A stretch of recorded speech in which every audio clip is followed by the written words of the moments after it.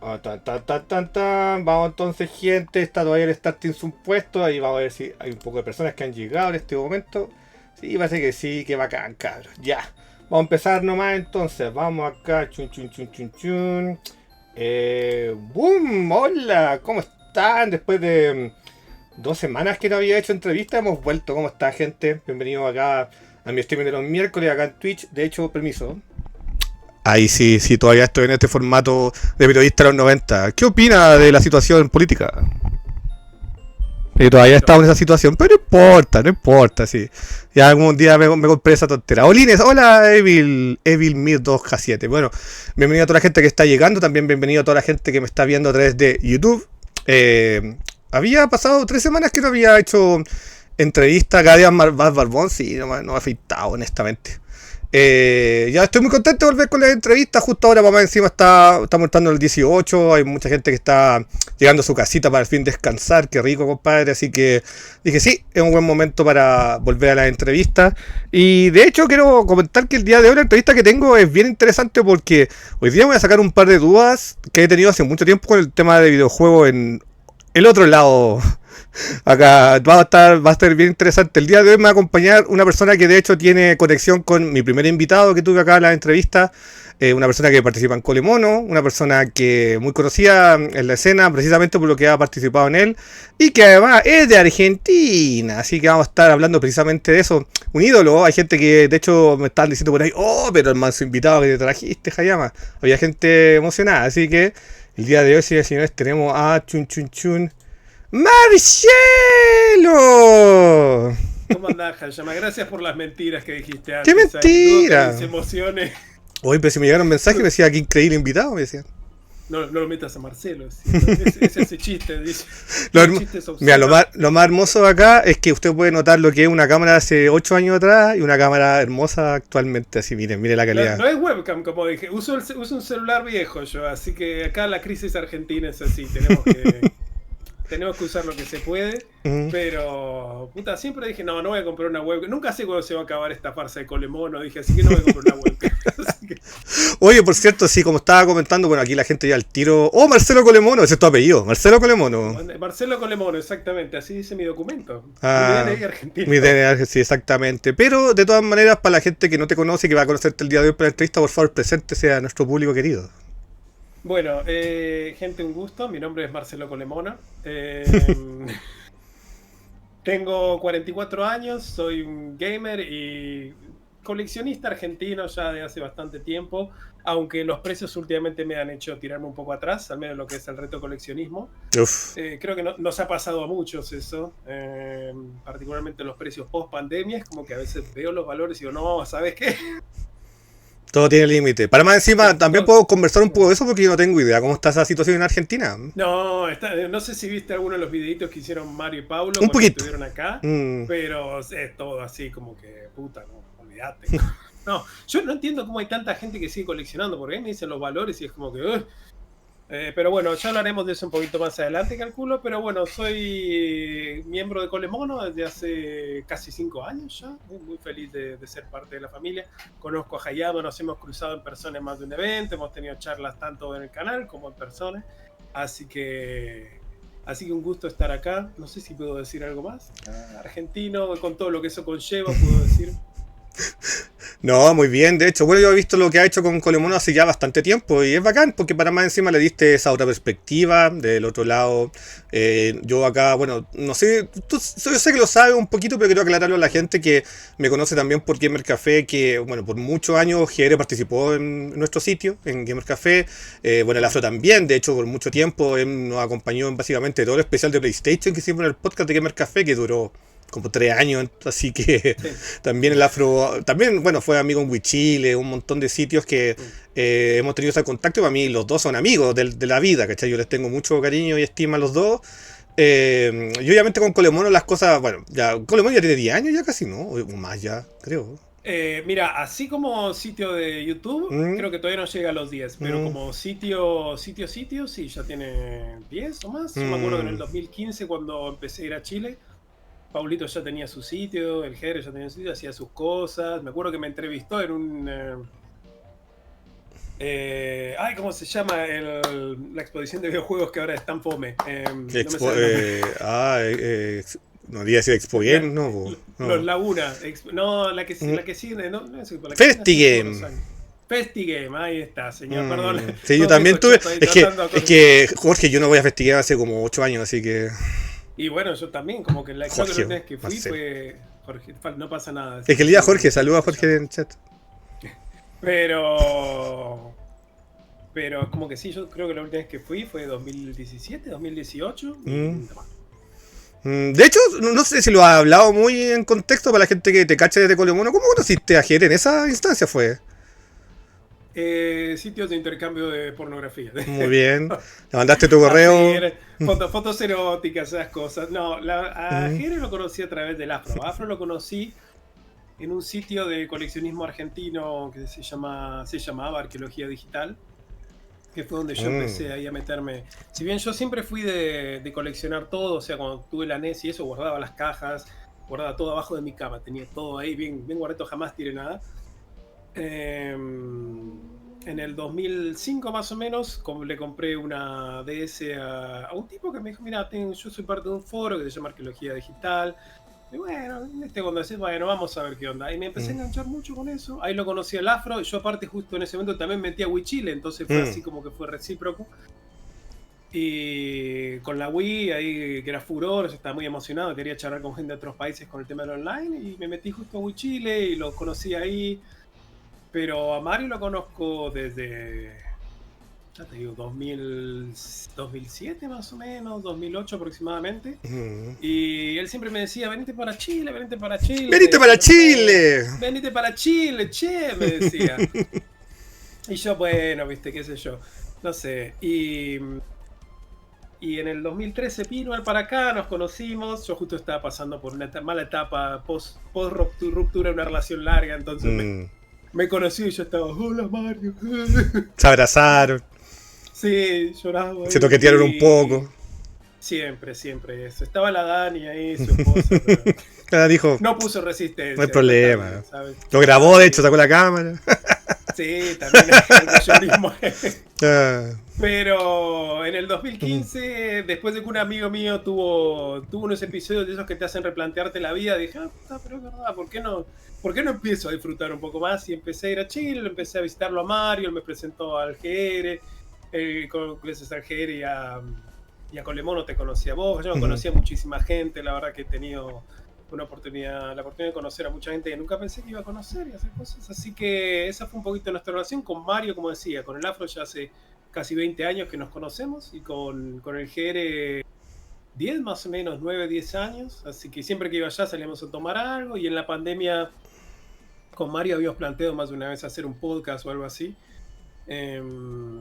Y en pandemia es como que dijimos, bueno, vamos a llevarlo adelante. Y en un momento Mario me dice, bueno, sabes que tengo acá, Pablo tiene toda una plataforma, me dice, por qué no aprovechamos? Me dice. Y Ujú. bueno, está bien. Así que las ideas que teníamos para un podcast las dejamos ahí tiradas. Tenía inclusive nombre el podcast, era Che Weón. Qué Pero, weón, ya, qué originalidad, weón, ya. viste, Mm, así mm. mostrando una Cultura, hermandad entre las dos culturas. intercambio cultural, muy bien. Exactamente. Así que bueno, dije, bueno, me venía con Lemón ahí. Y como que bueno, fui tomando un poquito más de relevancia. Así que nada, muy feliz de ser parte de esa comunidad tan feliz. Sí, Eso es, que es Colemono. sí, saludo a toda la gente de Colemono. Bueno, quiero comentar que aquí normalmente cuando hago la entrevista, obviamente me gusta saber sobre ti, vamos a hablar un poco de tus inicios como videojugador y todo eso, pero quiero Sí, comentarles que el verdadero motivo de por qué yo quise entrevistar a Marcelo el día de hoy es porque, mira, yo te cuento que hace ya mucho tiempo atrás, yo hice un podcast en el Gamer Café Podcast, nuestro podcast de la página, donde hicimos un episodio dedicado a Argentina, que tuvimos una persona, Rucaso, que les mandó un esto, saludo. argentino de mierda. Argentina del orto, claro, exactamente. Y hablamos de la experiencia de lo que había sido Argentina y todo eso, que también ha ayudado un poco a conversaciones que he tenido con amigos en internet, de lo que leían foros que había en Argentina. Sí, En general, tengo una idea de lo que pasó un poco, ¿me cachai? De cierta manera, más que en los 90, igual llegó la revista Top Kids acá, pasaron un par de cosas que me enteraba más o menos, podía tener una idea muy vaga de lo que pasaba en Argentina. Pero si bien Rucas es una persona que juega mucho, y lo demostró en el podcast, cuando lo estaba escuchando fue muy bacán y todo, pero también sentí que había tenido una experiencia muy videojugadora, pero como muy estándar argentina, ¿me entiendes? Especializada por... Ajá. Sí, lo cual está bien, ¿cachai? La raja. Pero cuando tú llegaste a Colemono y empecé a escuchar tus comentarios, noté de una que tú habías tenido una experiencia que yo no escuchaba normalmente al argentino promedio. Especialmente, por ejemplo, de que, no sé, tú declares Nintendero en los 90, pero lo sentía yo cuando te escucho en Colemono, ¿no es cierto? Nintendero desde la hora cero, querido. Mi Mm. primer acercamiento a los videojuegos fue un Game & Watch de Mario Bros. Cuando debía tener 3 Yo tenía años. uno y se perdió en una mudanza. No, puta, yo todavía lo tengo guardadito y anda ese. Es como que es mi tesoro de la infancia. Maravilloso.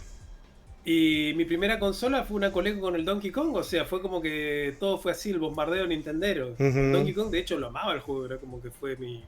Wow, a los 4 años también, 4 o 5 años. Era como que ujú.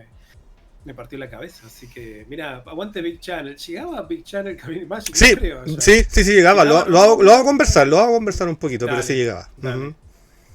Mm. Pero sí, Nintendo a la hora cero, o sea, ya fui programado desde un principio. De hecho, en la Coleco yo tenía juegos de Sega, pero no sabía que eran de Sega. Tenía, por ejemplo, el Saxon, el Subrok, Ujú. juegos que eran de Sega y como que, o sea, no sé, también me gustaban, pero, o sea, mi corazón estaba con Donkey Kong. Con Donkey Kong. Mm. Sí, de hecho tenía unos conocidos que tenían el Game & Watch de Donkey Kong y yo era chiquito y recuerdo la envidia que tenía. El primer recuerdo de envidia que tengo es el Donkey Kong que tenían ahí de 2 pantallas. Si bien el Mario Bros era de 2 pantallas, pero me gustaba el Donkey Kong porque era una pantalla arriba de la otra. Nintendo DS. Porquería. Era la DS, la Proto DS, La Proto DS. exactamente. No se podía tocar, pero... Claro. Pero de ahí estaban buscando los proyectos anteriores y dijeron, ahí Pero bueno. obvio, si inclusive la estructura de la DS original, sabemos que era súper cercana a lo que era el Game & Watch. A mí no me gusta la primera DS, la DS Fat. Ah, sí, sí. Yo no vine a sumarme de esa hasta que salió la Lite, de hecho. Por opiniones No, probablemente similares a la tuya.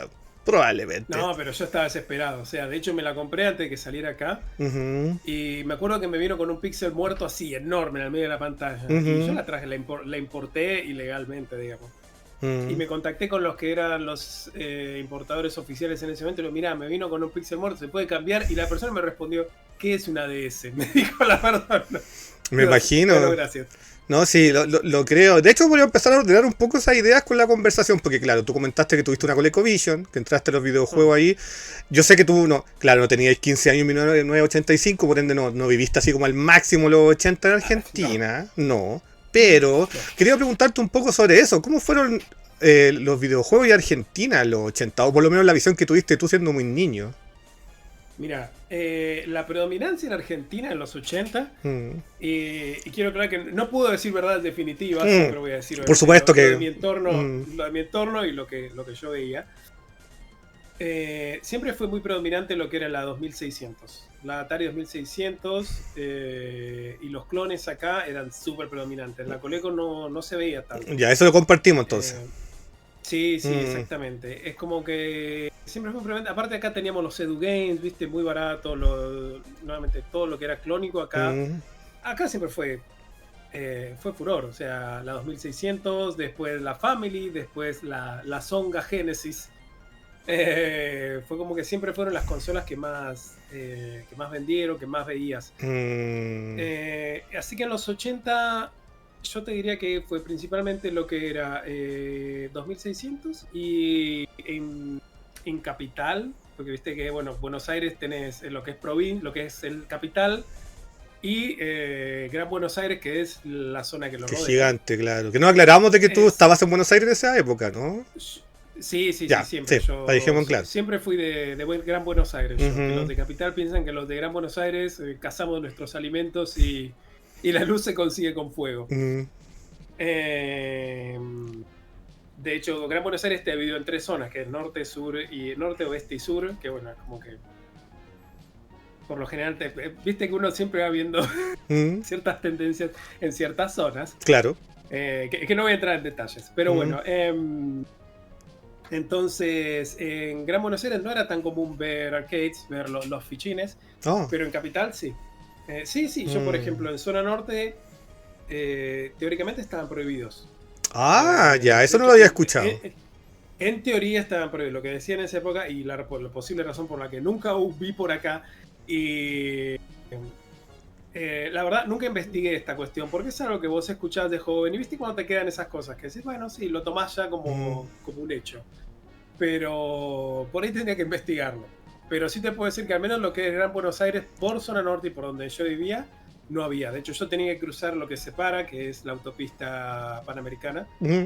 La General Paz, perdón, no la Panamericana. Tenía que cruzar la General Paz para el lado capital y ahí sí, ya algunas 20 cuadras había salones de arcade como Sacoa, que siempre fue así el gran exponente de arcade de Argentina, que fueron los que inventaron el sistema de tarjetas. Ah, ¿Viste? El ujú, sistema de tarjetas teóricamente lo inventaron ellos y se llenaron de plata. De hecho, teóricamente no, como que lo inventaron ellos, todo lo que es el mm, sistema de pasar la tarjetita. Y después siguieron sacando plata de esos y cuando los arcades fueron en decadencia, fueron cerrando negocios, cerrando negocios. Y creo que lo único que queda hoy es uno que está en Mar del Plata, que fue si no fue el primero, es el principal, porque Sacoa es oriundo de Mar del Plata, es una ciudad costera que está acá a 400 kilómetros de Buenos Aires. mm. Muy típica de lo que es Argentina. Y el Sacoa que queda, creo que el único a esta altura está ahí, porque la verdad que los salones de arcade fueron cerrados todos. Solo te quedan por ahí en los malls, ¿viste? Mm. Y en todos es lo mismo. Tenés los juegos de Road Thrills, tenés todas esas cosas que es Esos como. ports de juegos de teléfono. Mm, Sí, exactamente. mm, Pero yo te diría que la gran experiencia argentina de los 80 era por ahí en parte de eso. Era Atari y arcades. Coleco en general, que yo sepa, he encontrado muy pocas personas que tuvieran. No conocí muchas, sí conocí un par, pero no conocí muchas. Y después en los principios de los 90 todo lo que fue Family, pero yo te diría que de la mitad de los 80 hasta el 91, para mí es como la época oscura. Es como que la época donde los videojuegos casi no existían. De hecho, yo en los 90 tuvimos una PC. mm. Primero tuve un Atari XLE, creo que era. Ya. eh, con disquetera, que tuve algunos juegos ahí, y después tuvimos nuestra primera PC ahí después de un año. Tuvimos una PC XT que fue como, oh, tenía el Outrun, y era como, oh, por Dios, tenía el Manic Mansion, wow. DOS. Mm, DOS, obviamente, por que iba a supuesto. tener, si era una XT, no tenía ni disco rígido, eso no tenía Mm, nada, hay un mm, monitor de fósforo ahí que te quemaba la vista. Pero cruzaba la autopista como Frogger, dice. Sí, exactamente. mm. Pero, pero como que Family empezó a tener mucha llegada a principios de los 90 acá Yo tengo una duda al respecto. No sé si tú has escuchado mucho al respecto, pero a diferencia de Chile, porque yo de verdad que no conozco a nadie que vivió esta experiencia en Chile, y sí conozco gente y he leído en internet de argentinos que sí lo vivieron y lo vivieron con harta como efervescencia, fue el tema de la MSX. Bueno, mi amigo Ventu, Mm, que lo menciona a menudo en Colemono, él mm, tenía una MSX, de hecho, sí, mm, efectivamente. Sí, a ver, no conocí muchos que tuvieran MSX. Por ahí veías algunas Commodore, por ahí veías algunas MSX, pero no sé qué tan generalizado estaba Esas exactamente. Pero famosas sí había. Talent, ¿no es cierto? La Talent, exactamente, él Mm, tenía la Talent MSX, que de hecho hace poco vi ahí una a la venta y le dije, che, porque está, justo mi amigo está de vuelta ahí con lo que es el coleccionismo. De hecho, mm, está de vuelta, como que ahora está interesado ujú, y como que tenía ganas, pero había Commodore, había MSX. Pasa que ya lo que es home computers es como que es por ahí otro rubro ese, mm. de lo que es. Sí entra, es parte del gaming, pero, puta, sabes que las computadoras en esa época tienen un precio prohibitivo. Entonces, por ahí. eh, Un mundo más adulto, tal era, vez, ¿no? tenían un público más adulto, pero nuevamente, yo nací en el 81, así imagínate que terminé en los Mm, 80 con 9 años, 8 años. ujú. Así que Claro, por eso te preguntaba cuál era tu visión como desde muy niño del tema. muy Mm, limitada, obviamente, pero también veía mm, bastante Game Watch en esa época. Al menos a principios de los 80 veía algunos por ahí. Em, pero te diría que lo que es consolas estaba por ahí eso. Era como la 2600 la predominante, tal vez, que seguís viendo montones de cartuchos. Hoy en día se mm, sigue viendo mucho.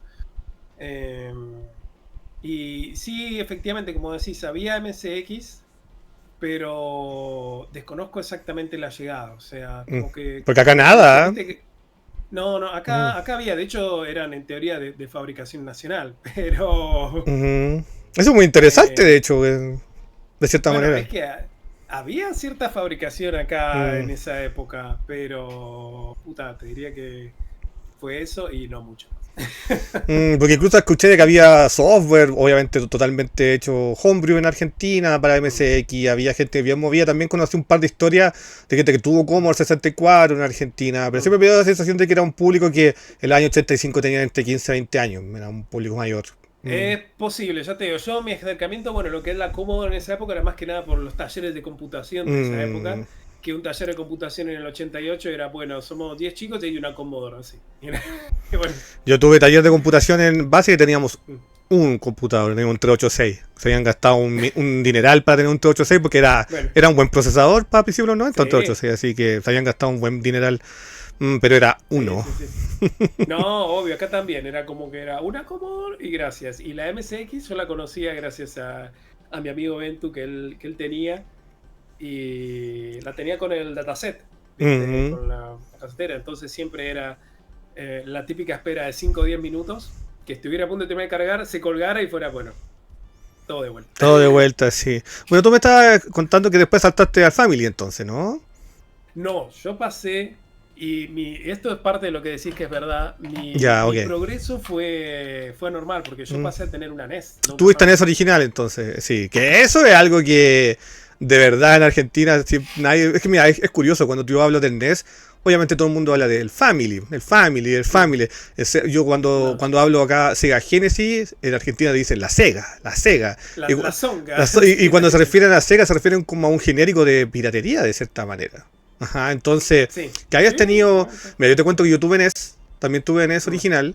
Hay gente que tiene como una idea un poco equivocada de esto. Acá en Chile, cuando llegó la NES, que fue en 1990, cuando volvió la mm, democracia, básicamente trajeron la NES, sí, ocurrió que en un principio encontrar las piratas, estoy hablando de 1990 en sí, era un poco complejo. mm, Ya fue como para 92, 91, 2 que yo empecé a ver más piratería.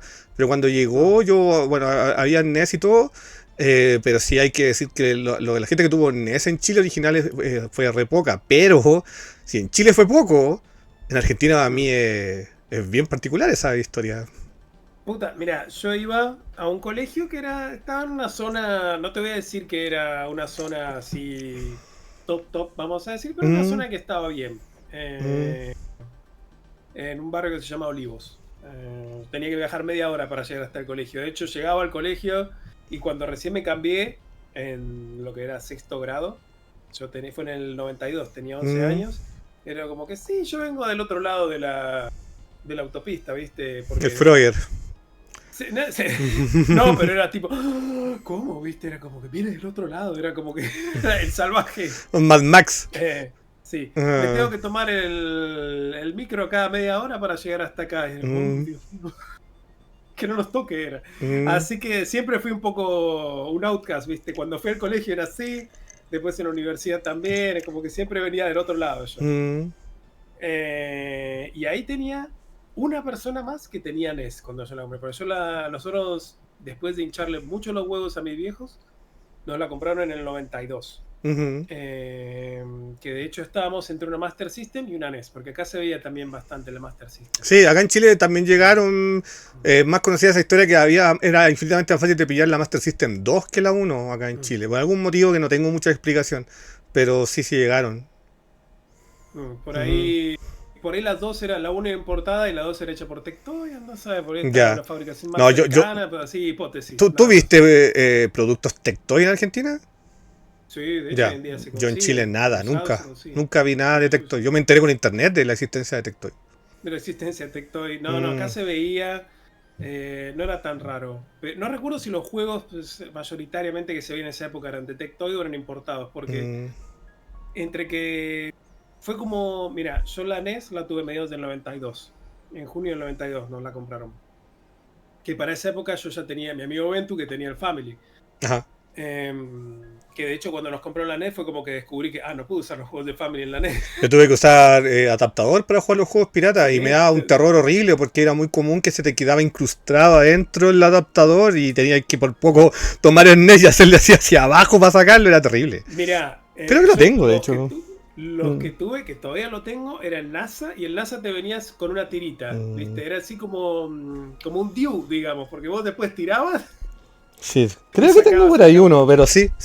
Estaba viendo si lo tenía, pero no lo encontré. Pero sí, yo tuve uno, pero claro, era todo era cacho, a mí me da miedo. De hecho, curiosamente, a esta misma situación le ocurrió a mi amigo Emerson, el señor NES, que me acompaña en Gamer Café, que él también le pasaron juegos piratas de NES y tuvo que usar adaptador y se le quedó adentro. Entonces no Pero era no muy venía agradable. con tirita, no venía con No, tirita hallada. no venía con tirita. No, yo nunca usé, siempre usé con tirita, porque me da miedo eso precisamente. Pero, o sea, la predominancia en 99% acá era juegos de Family. Porque es un juego de Family, te lo comprabas por 20 pesos, por ahí 30 pesos. Y un juego de NES, en general, estaban así, empezaban en los 100, 150 pesos, que en esa época era un peso, $1. Sí.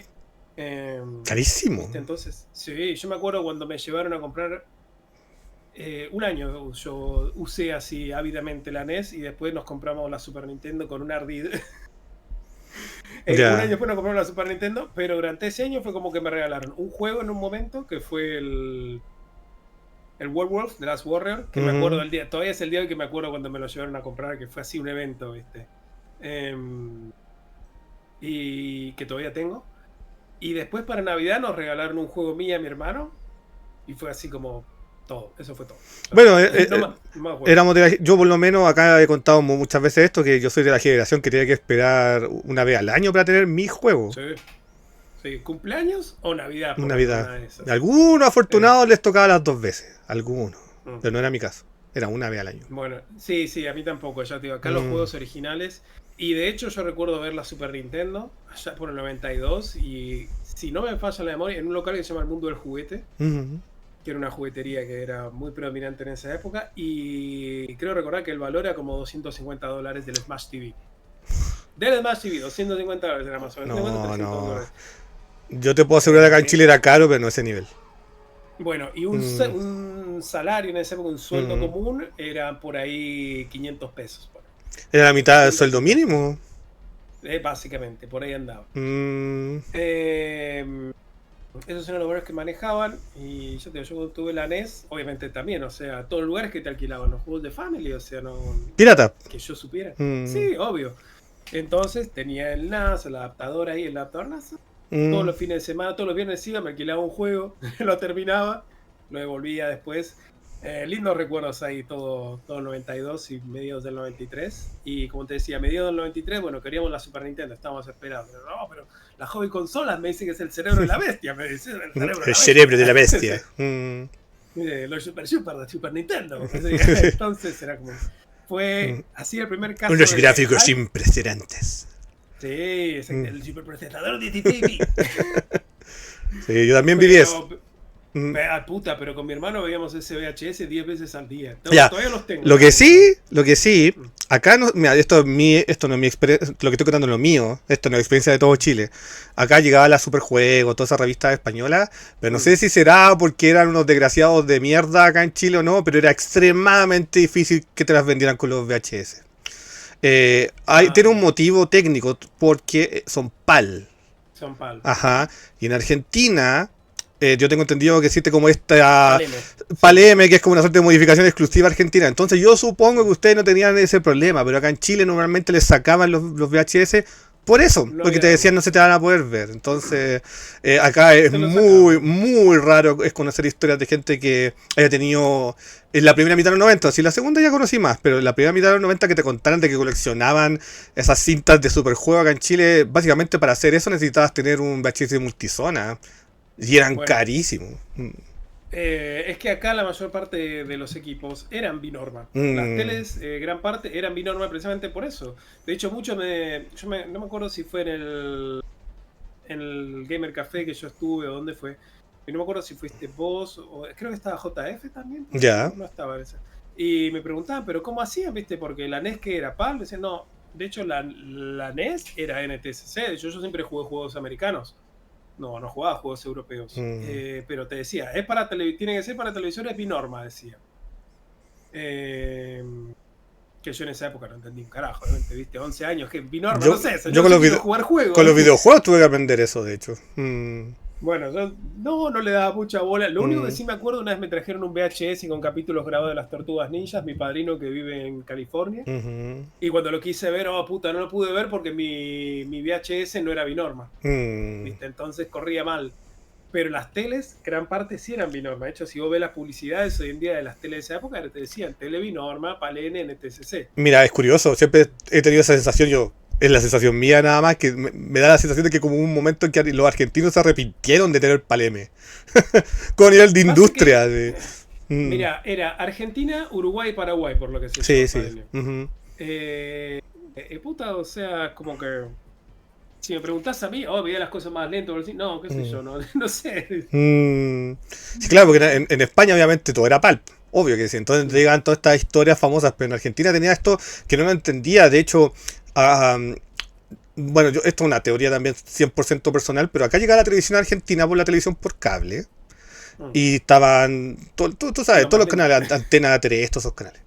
Y siempre los canales argentinos en la televisión por cable se veían horribles en Chile, horribles. Mm, Tú ibas a ver Cartoon Network o HBO, esos canales, y se veían increíbles, la calidad de imagen maravillosa, mm. sobre todo porque además la gente lo comparaba con la antena, con el UHF, entonces era Sí, increíble. Pero por algún motivo los canales argentinos se veían pésimos. Y después yo me enteré que se veían, sobre todo se ven como con ghosting. Que como que la imagen, mm. cuando se mueven, se ven como que dejan silueta en la imagen, se veía acá en Chile. Y después me enteré que era por lo del tema del pulp, La que conversión del tenían que PAL, hacer sí, un sí. cambio para que llegara acá a Chile la imagen y por eso se llegaba así de mal. Puta, es que es loco inclusive, porque yo me acuerdo hace bastante tiempo me puse a leer por qué se adaptó el Palene acá. O Yo sea, sé que es porque en supuesta- Argentina lo inventaron. el PAL-N sí, o sea, Ujú, PAL ya existía. ujú, Y ujú, acá, bueno, había una normativa porque había varios PAL. Supuestamente PAL, viste, es como que tiene mejoras sobre lo que es NTSC, que es más viejo. ujú. Pero, o sea, estás adoptando un sistema que te estaba aislando del resto del mundo. Pero como te decía, que yo recuerdo que gran parte de las teles eran binorma. Era como Mm, que era súper normal en esa época escuchar tele binorma, tele binorma. Porque de hecho yo, bueno, insisto, es lo que me estoy acordando ahora, estoy casi seguro de haber escuchado alguna vez que la televisión a color en Argentina, el formato del color de la televisión argentina lo inventaron en Argentina.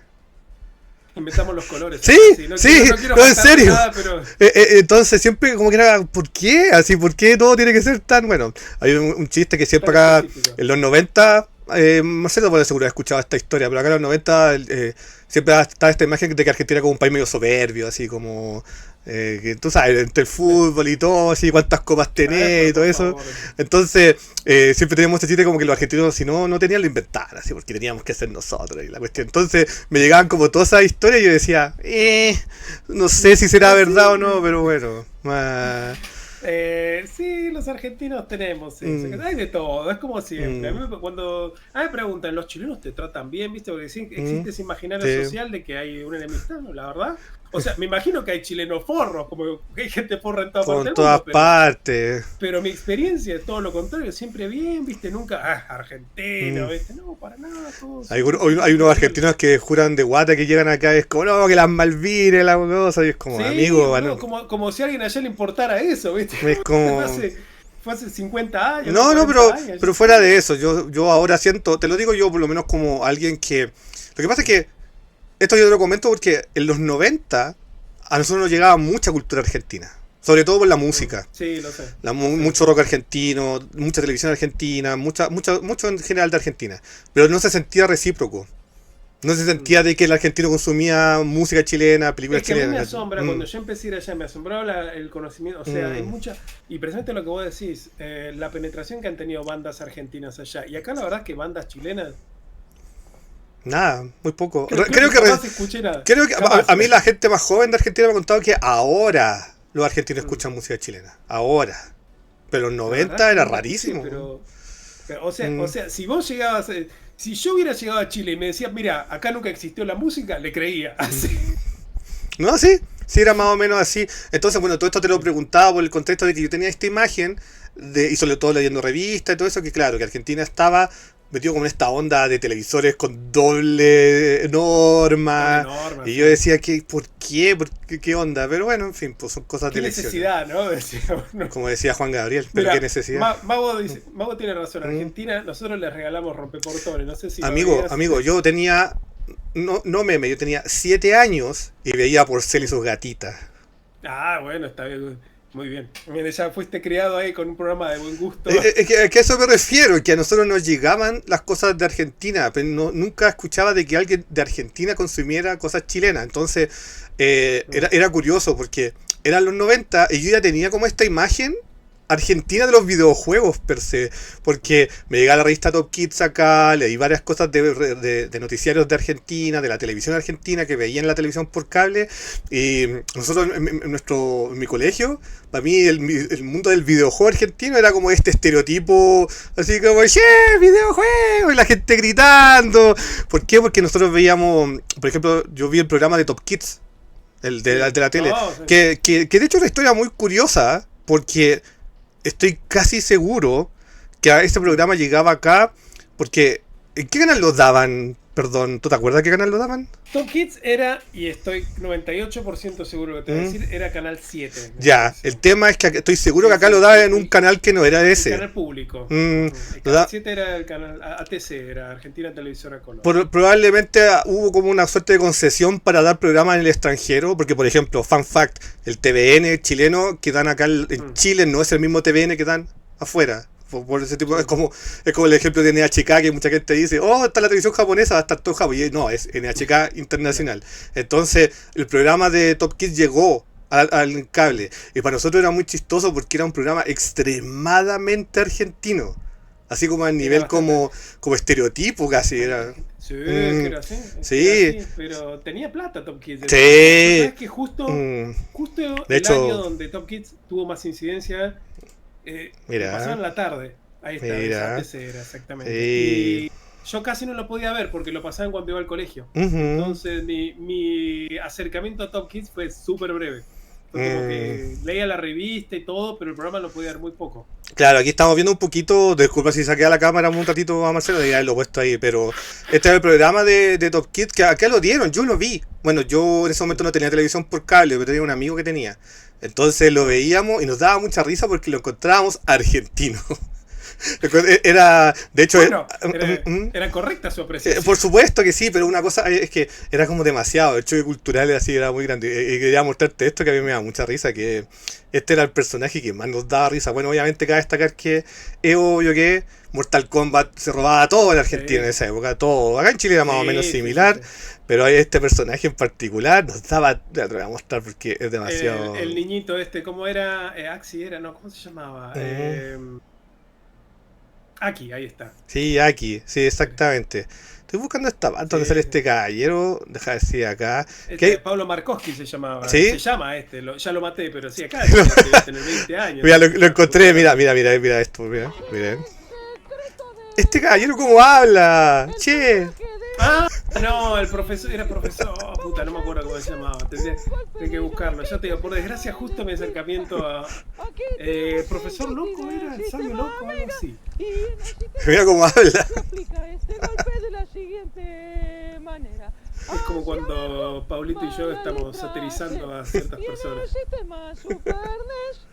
Se aplica de esta otra manera. Aquí está el joystick del sistema Super NES. Se aplica con el left o el right, que están arriba, el que usted quiera, más la letra El IR, justo el otro día. ¿Está claro? Ah, Paulo fue el que dijo. Cuando se dio cuenta que él leyera left y right, estaba fascinado. Bueno, debo decir de que cuando nosotros veíamos eso nos daba demasiado risa el programa porque era como la imagen que teníamos de Argentina per se, así como vamos a ver el videojuego de Argentina, es como bienvenidos todos con este tono, con ese mismo tono y nos imaginamos ese tono, entonces nos daba mucha risa, la verdad. Tenía que comentártelo, teníamos esa imagen. Te vamos a subir un poquito el volumen, dice que te escuchas bajito, vamos a subir un poquito más. El Colemonocle. Sí. Pero eso, ¿no? Tú dices que no tuviste mucho acercamiento a ese programa, entonces. No, porque justo ese año, si no me falla la memoria, lo pasaban principalmente en el 92. Ujú. Y fue justo, lo pasaban a la tarde y yo fue el único año en que hice el colegio a la tarde ese. Ya. Si no me falla la memoria, Uy. era así el tema. Pero sí leía la revista, de hecho, la revista de Top Kids, como posiblemente sabes y saben muchos, venía con los muñecos de Mortal Kombat. Entonces era. Me causaba gracia. Si querés, subo yo un poquito el volumen de acá. Exactamente ese mismo. Ahí el Shansung. Ya, mejor si te subí el Eh, volumen, perdón, cabrón. Mira, No, no pasa nada. qué hermosura. Pero que me encantaba porque decía la revista. El muñeco viene de regalo, pero la revista salía 10 pesos. Cuando todas las otras revistas salían 1 peso. Claro, era más cara. Yo me acuerdo que estaba. Este lo compré en San Antonio, en un puerto acá en Chile, la quinta región. Estaba caminando y de repente dije, ah, sí, la Top Kids. Y de repente veo que tenía este personaje. Bueno, dije, lo necesito ahora. Y bueno, lo compraron y bueno. Robame el alma. Exactamente, así que sí, sí. Puta, y sabes que yo estaba muy emocionado. Yo estaba esperando el muñeco de Goro. Estaba ahí. Cuando llegara el muñeco de Goro, lo estaba esperando con toda la emoción. Cuando finalmente llegó, era un sonete de plástico Sí. sin articulación. A mí no me gustó mucho, digamos, pero el Changsung tiene alma, pues tiene cariño un poquito, yo lo encuentro Los muñecos simpático. estaban bien, era Sí. como que eran aceptables. Pero Sí. Goro y Quintaro era como si yo agarraba perdón por la expresión, un sorete seco y así lo tallaba un poco y era eso. Ahí está el Goro. ¿Tú crees que estos programas tuvieron así como harto choque en la cultura videojueguil en Argentina o era algo muy para niños estrictamente? Mira, la verdad es que. O se burlaban de ellos, no sé. No, o sea, pasa que en esa época estamos hablando del gaming, cuando todavía el gaming no era genial. No es como hoy en día, que tener los eSports, Nerds. o cualquiera juega un juego. En esa época, como sabrán los que tengan más de 30 o más de, sí, más de 30, en esa época jugaba videojuegos y eras una normal. Yo, de hecho, me acuerdo de un amigo mío que era todavía más fanático que yo de los videojuegos y tenía mucha más plata a los padres. Se compraba la EGM todos los meses, Electronic Game Monthly todos los meses, la Club Nintendo todos los meses se compraba. Me acuerdo que más de una vez llegó revistas ahí al colegio y, oh puta, cómo lo gastaban, y viste, cuando estabas ahí. A mí también me gusta. Tenía un Game Boy, me acuerdo, era como que, oh, qué lujo. El viaje de egresados del 93 llegó el Game Boy y yo estaba. Sí, ahora salgo con ustedes, pero esperen que esté jugando la RC Pro M acá. Sí, bueno, pero igual digamos de que entonces hay cariño por esos programas, igual hay nostalgia por ellos. Hay mucho cariño. La gente hoy en día de nuestra edad en particular es como que tiene mucha nostalgia con eso, con lo que era Nivel X, el programa que eventualmente salió en Magic Kids, que fue más o menos de... Nivel X creo que ahora empezado a salir en el 96 más o menos. Sí, es un programa que salió después de Top Kids, lo tengo claro. Sí, bastante después. Empezó a salir tipo en el 95, 96, ahí está Natalia y Leonel Campoy. Leonel Campoy, que antes era Bobby Goma en Ritmo de la Noche, era un programa con Marcelo Ritmo de la noche. Ese mismo, ahí está. Pero es como que son parte de la conciencia colectiva del gamer de esa época, pero puta, no te voy a decir que eran famosos porque, o sea, nadie hablaba de esto en esa época, era como que era un estigma ser jugador en esa época. Claro, no lo hablaban públicamente casi, por poco. No, me estás cargando, viste, era como que casi, salvo en tu grupo más íntimo, si es que eran jugadores también, como que medio que lo ocultaba, era como que te guste el anime. Yo para ver Sailor Moon, cuando acá lo empezaron a pasar en el 94, me levantaba a las 6, 7 de la mañana y lo veía antes de que, para que ni siquiera mis viejos me vieran viendo Sailor Moon. Es que además tenía el contexto femenino y todo, era otra época, sí. Yo lo veía porque me da lo mismo, la verdad, pero es efectivo de que había mucha gente que le hicieron la vida imposible por el tema del anime, del bullying. Sí, completamente. Y ya suficiente me estigmatizaban sin saber que veía eso. No, por supuesto, además de eso. No necesitaban más razones. Este programa, a mí siempre me mencionan dos cosas cuando hablo con gente argentina. Primero, siempre me dicen que se acuerdan de los torneos de Daytona. Siempre me dicen eso. Sí, puta, acá fue una eminencia eso. Sí, siempre me comentan eso. Y lo segundo que me comentan y me da un poco de risa porque tiene que ver un poco con esto que quiero que compartamos con la experiencia argentina. Cuando he tenido esta conversación con amigos argentinos que no son tal vez tan gamers como tú, por ejemplo, otras personas me dicen, le tengo mucho cariño al programa, lo pasé bien y lo miraba precisamente porque mostraban cosas que yo no podía acceder. Y de hecho, de frentón me decían, honestamente, Hayama, para mí la gente de estos programas eran todos chetos. ¿ok? Ja, Pero, pasa que pero lo miraban Nintendo por era- como así como, ¡ay, qué hermoso esto igual! A pesar de todo, le tenían cariño porque le abría una vitrina que ni siquiera no es que no podían acceder, simplemente no se podía poder haber enterado de otra manera. ¿Sabes qué pasa? Nintendo ponía plata, Mm. parece, para este programa, porque tenía Mm. mucho. De hecho, en un momento lo mandaron al flaco, al que hablaba de Nintendo, lo mandaron a una E3 en su momento. Sí, un capítulo muy recordado, de hecho, creo, de la gente que le gustaba Sí. el programa. Sí, sí, sí, yo estaba así, yo me acuerdo que lo veía y estaba ¡ah! Tendría que ser yo ese. Pero puta, pasa que hasta cierto punto también pasa, pero como yo era muy nintendero y es como que mi plata iba todo para eso, como que yo, o sea, yo ahorraba y me compraba los juegos. Pero en esa época ponele, me daban $1 por día para comer en el colegio. ¿Qué hacía? No comía, o sí. Pero tenía que ahorrar 150 pesos, porque yo en un momento, al principio me compraba los juegos truchos de Super Nintendo que estaban 30 pesos, 20 pesos, 40 pesos, 50 pesos. Los originales, 150. Entonces, ¿qué tenía que estar? 5 meses sin comer en el colegio. A veces por ahí me quedaba con vueltos, como cualquier niño normal. Pero cada 4 meses, 3 meses, 5 meses, ¡ting! Juego nuevo. No, Eso fue cuando empezaron con los originales. a, Sí. a mí normalmente cuando hablamos del tema, por ejemplo, de la primera mitad de los 90, bueno, tú ya lo debes saber porque obviamente con Colemono tienes que estar más enterado de esto, pero acá en Chile el Super Nintendo arrasó con el Genesis, en Sí, general, de cierta sí, manera. sí, sí, Ajá. sí. Eso, simplemente ver a Paulito. Solamente No, verlo. obvio. Ajá. Bueno, obviamente, es que mm. lo que vos decís, o sea, la gente que tuvo Nintendo acá, éramos por ahí la minoría, porque lo común acá, ¿qué era? Era el Songa, el Sega, el Songa pirata, y listo, y comprar los juegos piratas, y era como que no. Pirata. Siendo Nintendero, no aquí cuando, por ejemplo, la gente que estaba metida en Sega, que hubo, por supuesto, que claro que sí, hay gente que era muy fanática de Sega, yo lo miraba y lo encontraba bacán, pero en esa época tener 2 consolas de videojuego era como, weón, por lo menos en el contexto como de generación, de la misma generación, era imposible. O sea, decir, tener Super Nintendo y Sega Genesis, yo jamás he conocido a ninguna persona en Chile que me haya contado que tuvo las dos en 93. Nunca. O a lo más, tal vez, si lleva a haber escuchado esa historia, estoy seguro que es porque era una persona adulta que se la compró con su dinero. Ajá. No, son pero los 5 reyes más ricos del mundo. Exactamente. Tener las dos. Pero la siempre historia que me cuentan mis amigos segueros, los pocos que tuve y los pocos que he conocido, es la misma historia de siempre, que me dicen, lo pasé muy bien, pero me sentí muy solo acá en Chile, siendo fan de Sega. Tú como fan de Nintendo en Argentina, ¿cómo te sentiste? ¿Te sentías solo? Pero nuevamente, estamos hablando de un hobby que básicamente ya por su propia naturaleza te aislaba, o sea, que no... Pero no tenías por lo menos, pero por ejemplo me refiero, igual tenías tal vez un grupo de amigos. ¿Sabes qué? Tenía, en la época de la NES, yo tenía a mi amigo Ventu, que tenía Family, tenía un par de conocidos con Family, entonces intercambiamos, porque yo tenía juegos de Family que los iba con la... En la época de la Super NES, yo tenía en mi colegio 3 o 4 amigos que tenían Super Nintendo, entonces entre nosotros siempre estábamos intercambiando. Así que siempre fue un círculo que por suerte se mantenía activo. Después cuando llegó el 64 fue como que empezó a caer un poco. De hecho, en el 64 lo teníamos solo un amigo muy cercano mío que se llamaba Diego y yo. Y encima en esa época es como que la 64 también era primitiva. De hecho, más todavía. 97, sí, en el 97 compramos la 64, me acuerdo. Los compramos juntos a principios del 97. Y puta, encima, como cualquiera sabe, la 64 fue un poco una decepción para los que venían a Super Nintendo. O sea, perdimos todas las sagas que queríamos. Y en el 98 dije, puta, no, yo tengo que jugar Mega Man. Y pedí plata prestada y me compré una Play 1, chipeada.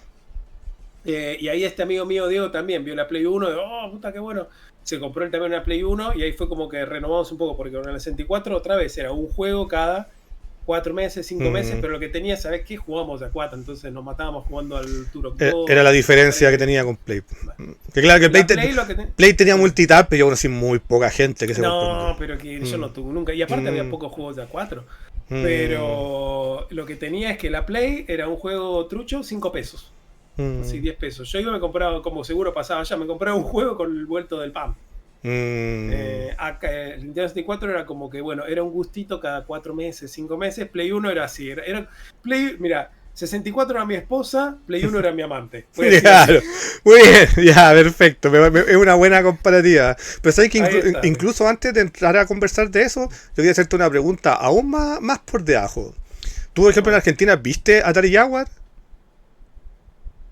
No, pero sé un amigo mío que la tuvo. Ya. O sea, lo más loco que vi en esa época yo fue la 3DO, que la tuvo que te iba a preguntar por ella también. Bueno, este amigo mío, Diego, que te decía, que es el que tenía Super Nintendo también, me acuerdo una vez me dice, mira lo que me compraron mis viejos. Tenía, como dije, era una familia que estaba muy bien posicionada económicamente. Mm. Y por en el 95, creo más o menos, me muestra la 3DO y yo estaba... ¿Qué es esto? ¿Qué es real? ¿Qué significa esto? Y me acuerdo que tenía el Jurassic Park, que lo vi y fue como que... No, gracias. Está bien, Mm. está bien, supongo que será un juego. El FIFA tenía, que también Ya. era impresionante. Ese era pero- impresionante. Ese era impresionante. Sí, pero puta, a mí nunca me gustó el fútbol, Fútbol. entonces nunca me gustaron los juegos de fútbol, entonces rosas para los chanchos. Mm. Y sí tenía el Super Street Fighter 2 Turbo, que fue, oh, puta. ¿Viste Samurai Shadow?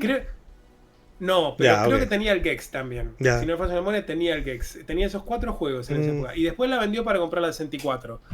Pero, puta, este amigo mío tenía mucha plata y por ahí los padres les compraban esas cosas, ¿viste? Y yo estaba ahí como... ahí.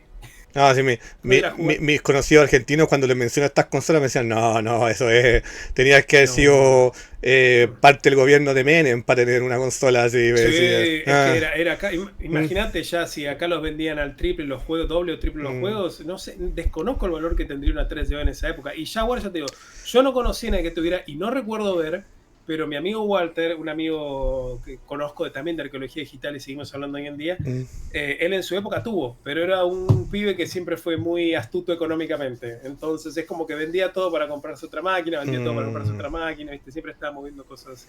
Pero una excepción, como que hasta con vender una Super Nintendo, él siempre dice, vender todo lo de Super Nintendo para comprarme la Jaguar fue... Horrible. Yo la vi acá en Chile. Acá en Chile llegó por importadoras directas. Por ejemplo, el NES me contó que la vio donde él iba a arrendar. Y yo la vi también donde iba a arrendar. Vi el Star Wars Arcade en 32X también vi. Perdón, por eso mencioné el Star Wars. Sí. Vi esas 3 máquinas y TurboGrafx vi una sola vez. Y fue porque unos tipos estaban básicamente liquidando una bodega que encontraron botado por ahí. Pero eran cosas invendibles en Chile. O sea, bueno, el Atari Jaguar simplemente llegó. Y hay gente que, como acá en Chile tenía el cariño de la marca Atari por lo que se vivió en los 80, un par de personas se atrevieron. Yo conozco una historia y que fue netamente por el amor a Atari, nada más que por eso. Pero me acuerdo de haber visto el Babsy decir chao, No, chao, puta, chao. encima el Babsy. Un juego que tranquilamente puedes correr una Genesis de una Super Nintendo. Y hasta diría que los Babsy de esas consolas se veían mejor que el Babsy de Jaguar. Entonces, para mí era terrible. Atari Lynx vi más, sí, eso sí vi. Pero era como nada. Y la 3DO, bueno, ya contó esta super historia. No, yo no sé si te la contaste, ¿te contó mi super historia de 3DO?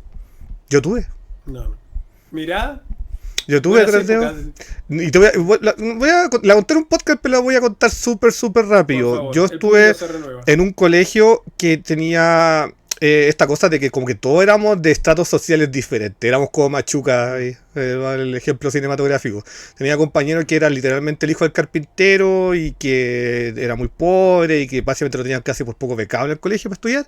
Y teníamos un compañero que su papá era subgerente de Entel, que era la empresa de telecomunicaciones más grande de acá en Chile. Acá era Entel también. Ajá. En los 80. Bueno, la cosa es que yo tenía un compañero como Carrusel. Exacto, sí, como Carrusel. Es un excelente ejemplo.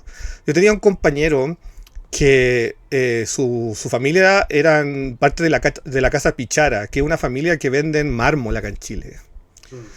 Yo fui una sola vez a la casa era entera de mármol, entera. Era un palacio, era como ir a era como un templo romano, Marcelo. Hasta Era las como, camas eran de mármol. todo así, todo el baño así, ponía el poto, sí, todo era de mármol. La cosa es que él tenía mucho dinero, mucho dinero, era por lejos, el top absoluto, sobrepasaba a todos los que estaban en el curso de plata. Y le gustaban los videojuegos, entonces nosotros en el recreo conversábamos, de repente llegaba con la revista, hablamos, entonces teníamos, no éramos súper full amigos, pero hablamos de videojuegos que era lo que nos unía. Y la cosa es que yo miraba la 3DO por revistas. Acá llegaron muchas revistas que hablaban, ¿sabes? Como Pablo Malvo, claro. Y en las revistas comentaban la existencia de la 3DO, que era esta nueva consola, bla, bla, bla.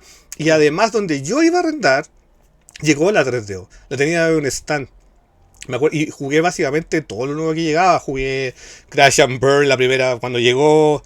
Yeah. Jugué todo eso, jugué Super Street Fighter, que me voló la cabeza. No había mucho más que jugar que Crash and Burn. al No, por principio. supuesto. Creo que fue Había 2 meses que era solo el de juego que siempre iba a jugar cuando iba a arrendar y me quedaba pegado, lo encontraba bueno. No me acuerdo cómo se llama ahora, pero un juego 3DO que era como tipo de naves, pero era full FMV. con una mira que iba ahí disparando enemigos, no me acuerdo cómo se llama ahora. Pero la cosa es que... Muchos hay así. mucho así. Bueno, la cosa es que yo tenía una visión como interesante por el Super Turbo por Samurai Shodown. Yo Samurai Shodown lo vi, donde iba a arrendar y era como, esta weá es increíble, por loco, ¿cachai? Porque era como tener el de Neo Geo en la casa, básicamente. Y la cosa es que este loco tenía 3DO. Y este compadre tenía tanto guita, tanto dinero, que tenía completamente perdido el concepto del dinero. Tú sabes, como cuando tenés tanto dinero, como que tenés totalmente perdido el concepto No conozco del dinero. la sensación. Exactamente. Pero imagino, Y la cosa es que una vez en el año 96, como en junio o julio, le comenté, oye, a 3DO, que el Super Turbo. Yo no tenía idea que la 3DO ya había full muerto en ese momento, porque el 96 fue cuando la cancelaron. No, tampoco sabíamos. Claro, Todo. no sabía nada. Y la cosa es que yo le conté, no, es que la 3DO, porque tiene el Super Turbo, y nunca salió un Super Nintendo. Yo lo estaba... Oye, gracias, Polomon, por seguirme. Yo estaba esperando que saliera Super Turbo en Super Nintendo. Y además el port de Samurai Shodown a mí me había decepcionado. Entonces le contaba, no, que estos juegos y que lo otro. Y mi amigo me dice, yo tengo 3DO. Y me dijo, ¿sabes qué? No la necesito, te la regalo. Toma.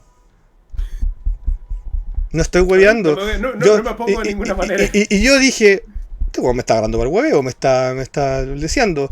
Y me dijo, bueno. Y después al día siguiente al colegio llegó con la cuestión y dijo, toma, te la llevo yo. Y weón, cuando yo llegué a la casa, porque te voy a contar esta historia porque bueno, es casi imposible, siempre que la cuento es como what. Cuando yo llegué a la casa y la puse en la tele, cuando llegó mi madre a ver lo que había pasado, se asustó, pues Marcelo. Porque sí, como que dijo, no, a ver, para, ¿cómo te conseguiste esta cosa? ¿Cachai? Y ahí le conté la historia y mi mamá lo primero que sacó en conclusión es que mi amigo se había equivocado. Que había hecho un error, que estaba regalando algo carísimo, no sabía lo que estaba haciendo, me lo había pasado. Así que agarró el teléfono y llamó a la familia para decirle, oiga, ¿sabe qué? Su hijo hizo esto. Y habló con él, le dice, ya, le va a pasar con el papá, porque básicamente le había hablado como con la nana, así con la persona, la tutora que tenía en la casa. Y le pasaron con el típico así como, sí, la cría, era así como, y mi mamá le contó a esta persona, y literalmente porque mi mamá le imitó la voz, le dijo, bueno, si mi hijo tomó esa decisión, puede hacer lo que quiera con sus cosas. Y mi mamá así ¿Cuántos años tenía el niño en este momento? 13, no sé, 13 años. Y fue como, ok, y me quedé con 3DO. Tuve 3DO 5 meses y la vendí. ¿Y sabes por qué la vendí? Porque si tenía 3DO, bueno, yo tenía el Crash and Burn, era el único juego que tenía. El único juego que tenía. Que es una mierda, sorry. Al principio, la primera semana era como, yay, porque fue mi primera consola con CD, pura locura. Pero imagínate lo que es salir a un centro comercial, una tienda y decir, ¿tiene juegos de 3DO? ¿Qué es eso? Como me dijeron a mí con la DS. Exactamente. Bueno, yo al final me di cuenta, yo pensaba de que no iba a conseguir nunca juegos de 3DO, ni siquiera donde arrendaba. Yo preguntaba y decían, no, esa cuestión ya fue. Y bueno, resulta que la vendí, pusimos el anuncio en el diario y la compró una persona al tiro, que estoy casi seguro que de haber sido un super nerd el que me la compró. Porque cuando llegó tenía lentes, así era medio guatoncito, así, muchas gracias, la vendimos. Bueno, con esa plata llegó para comprarme el Nintendo 64, de hecho, un poquito de eso. No, se la pasé a mi mamá, pero mi mamá fue buena onda, dijo, sí, por esta plata será para nosotros. Y yo toda esta historia te la cuento porque la viví, ¿cachai? Pero te quiero contar de que yo no tenía idea en esa época que los juegos en CD se podían piratear, po. Yo no tenía idea. No había, era de millonario esa cosa, entonces yo no tenía idea. Yo recién me vine a enterar de que los juegos de Play 1 que estaban circulando acá eran piratas en 96 mismo. El 96 al final de año, me enteré recién que eran los famosos paraguayos, que no se te han contado esa historia acá en Chile, y todo eso. Entonces, bueno, te cuento, sorry que se me haya alargado con esta historia, pero para que sepas de que este caballero tuvo 3DO.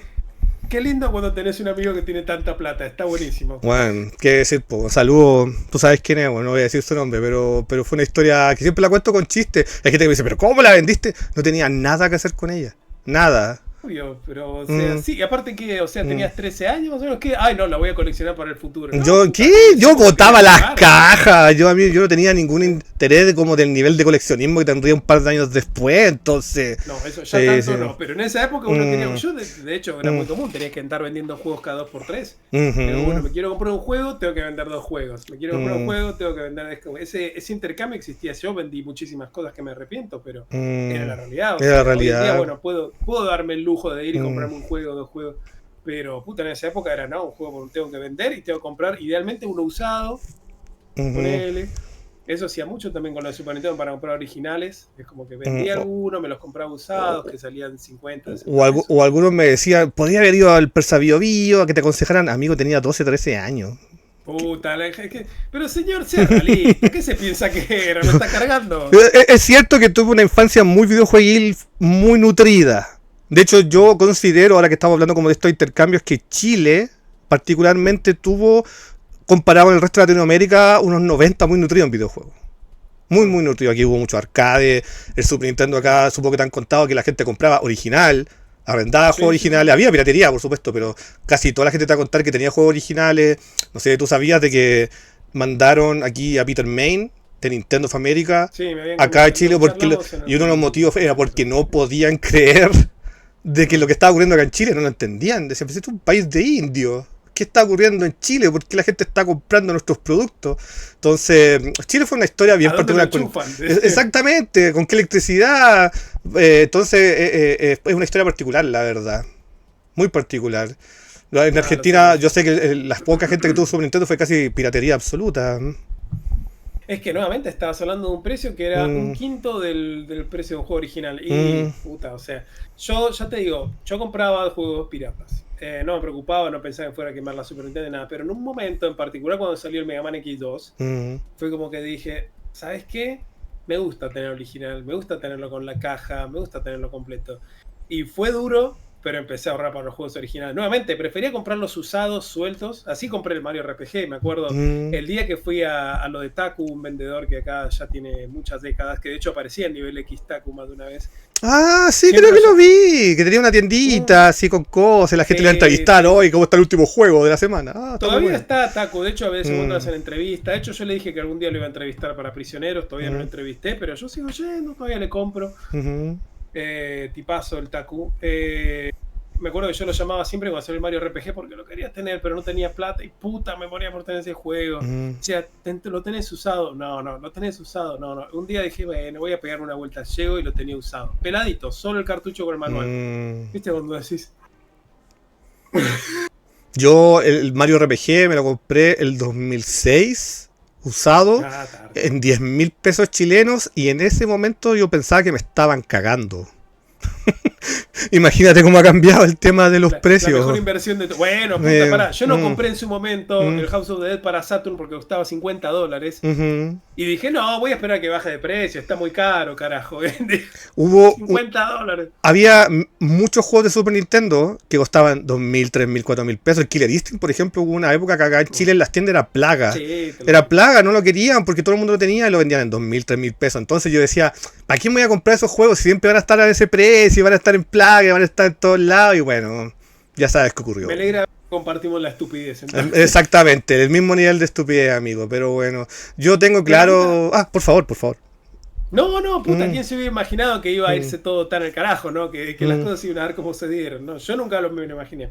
Y tú que tuviste PC, voy a suponer que la primera mitad de los 90 igual era un poco inaccesible en Argentina, era un poco caro, ¿no?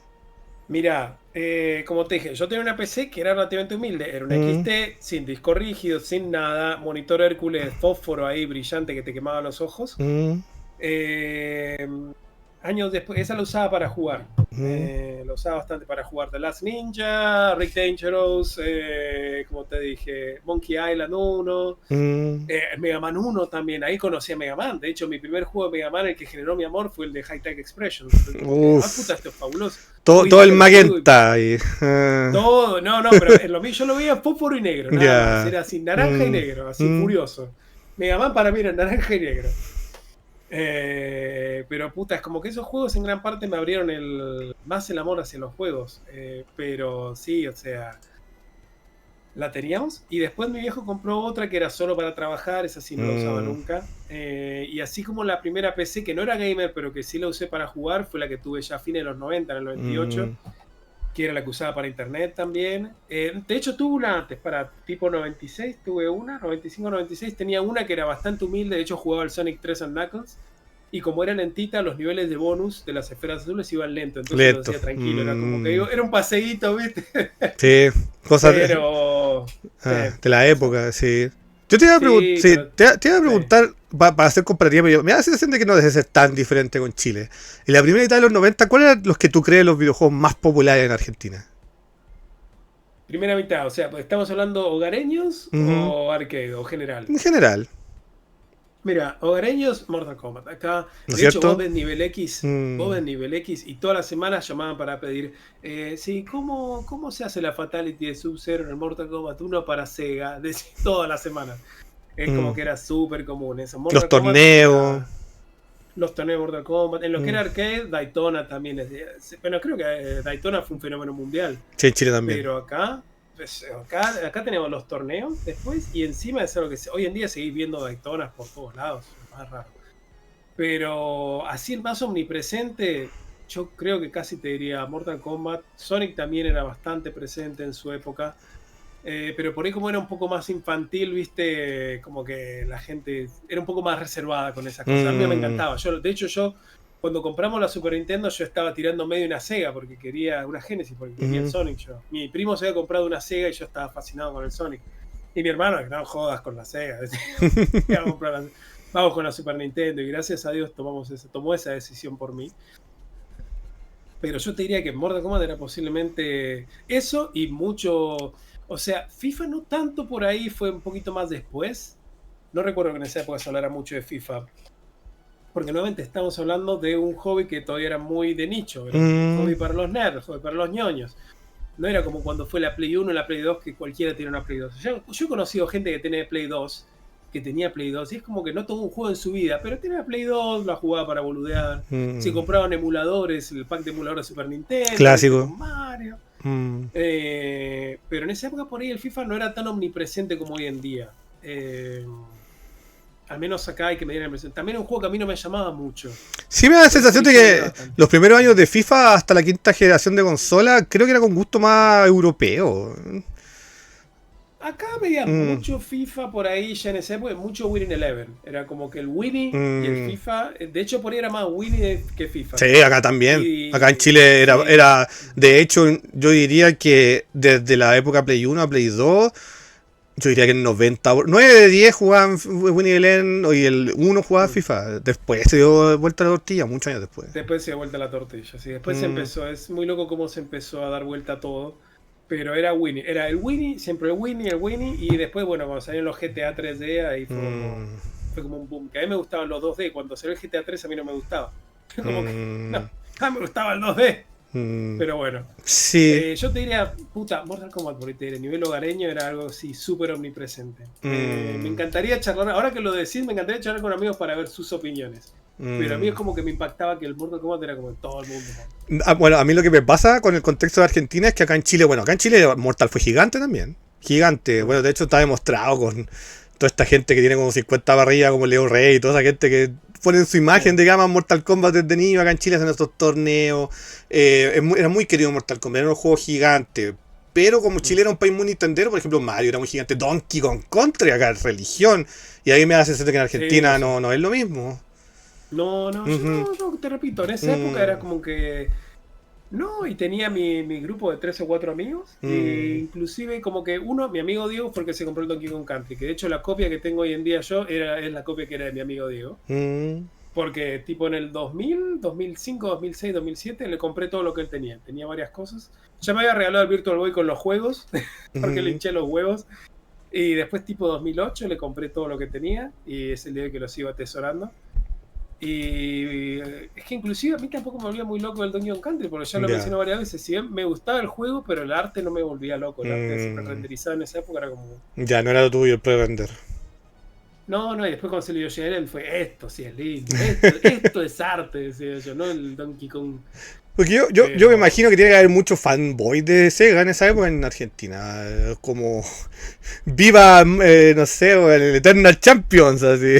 Bueno, sí Street Fighter, pero ¿sabés qué me pasó? En esa época existía la rivalidad entre Sega y Nintendo, y si vos compras revistas como Action Games, vos podés ver dibujos de Sonic matando a Mario, de los personajes. Y yo me acuerdo de discutir hace 15 años más o menos con un pibe en el foro de Arqueología Digital, un chico del interior, de no me acuerdo qué provincia.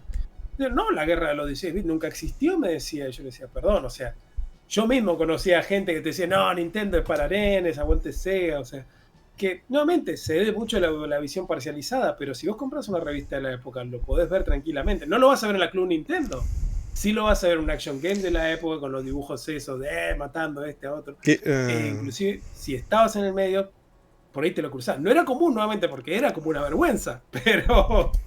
No, y si veías el programa de Top Kids que daban acá, lo podías ver acá, daban trucos de juegos de Super Nintendo, hablaban de juegos de Super Nintendo, por ende, sí, es que la para consola existió. Nintendo ponía plata, Sí, ese es el tema. Nintendo sí. puso algo de plata en los 90, no mucho, pero puso algo de plata. Y para Top Kids ponían plata porque inclusive regalaban los stands de Super Nintendo. Que hace poco un amigo me pasó una venta de un flaco que se había ganado el display de Super Nintendo, lo estaba vendiendo. O lo había vendido así un par de años, no me acuerdo. Pero Nintendo tuvo presencia, de hecho tuvo distribuidor y servicio oficial. H. Brion distribuía la NES acá en su... ¿En serio también?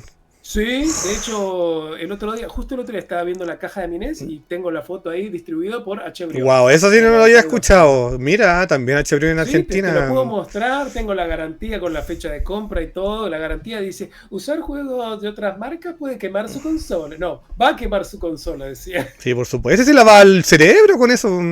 Sí, a mí la Club Nintendo, de hecho, igual me jodió un poco el cerebro en un principio. Mira, el Nintendo me importaba un comino.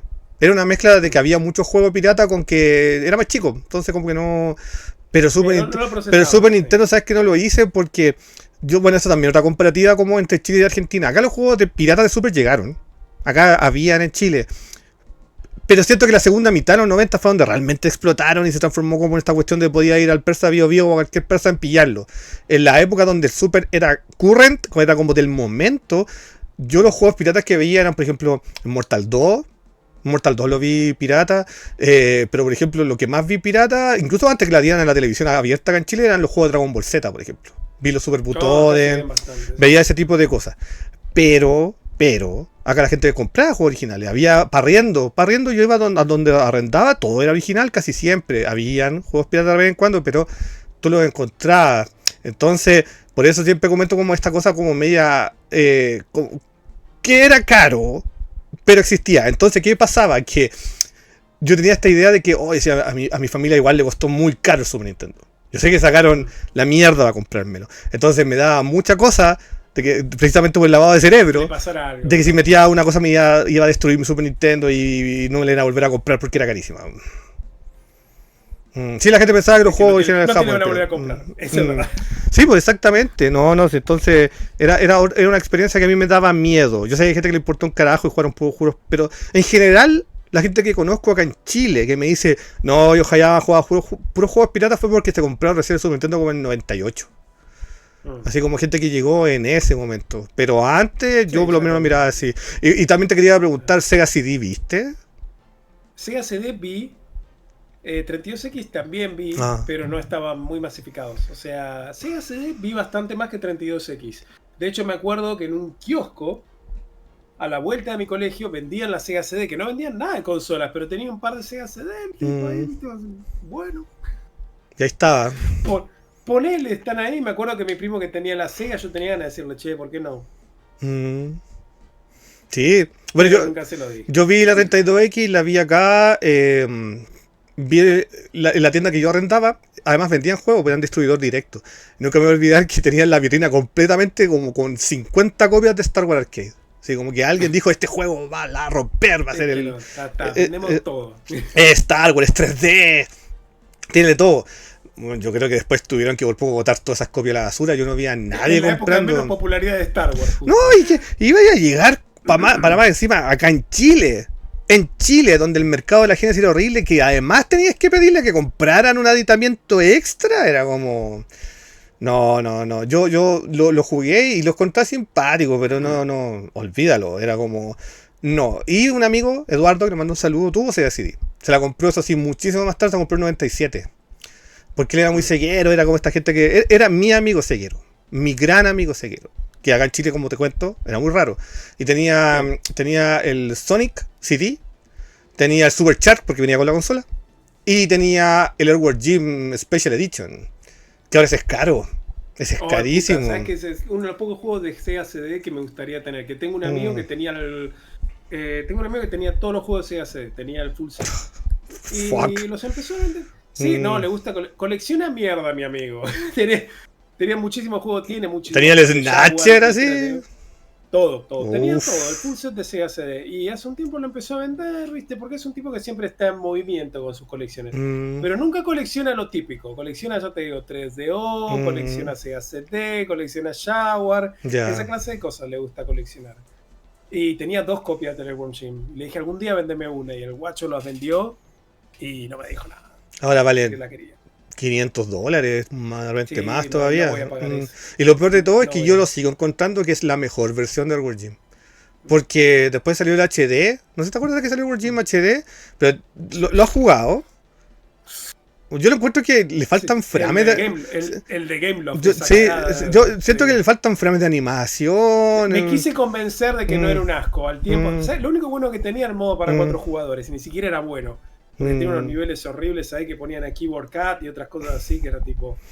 Ya, bueno, yo el HD yo lo jugué cuando jugué en Play 3 y sentía que, claro, No, le habían como mejorado la resolución, pero le habían puesto filtros. Pero, ¿sabes qué pasa? Mm. A mí, esa versión a mí me rompió el corazón. Yo no esperaba mucho de Gameloft, pero aún así me decepcionó. Es que, Porque amo el Worm Jim y ver esa versión que esperaba gráficos hechos nuevos o así, parecían tener un filtro sí, así mermeladoso y era Mm. como que bueno, y listo. Y Bueno. voces de mierda, ni siquiera tenía las voces originales de. bueno, de Dan Castellaneta.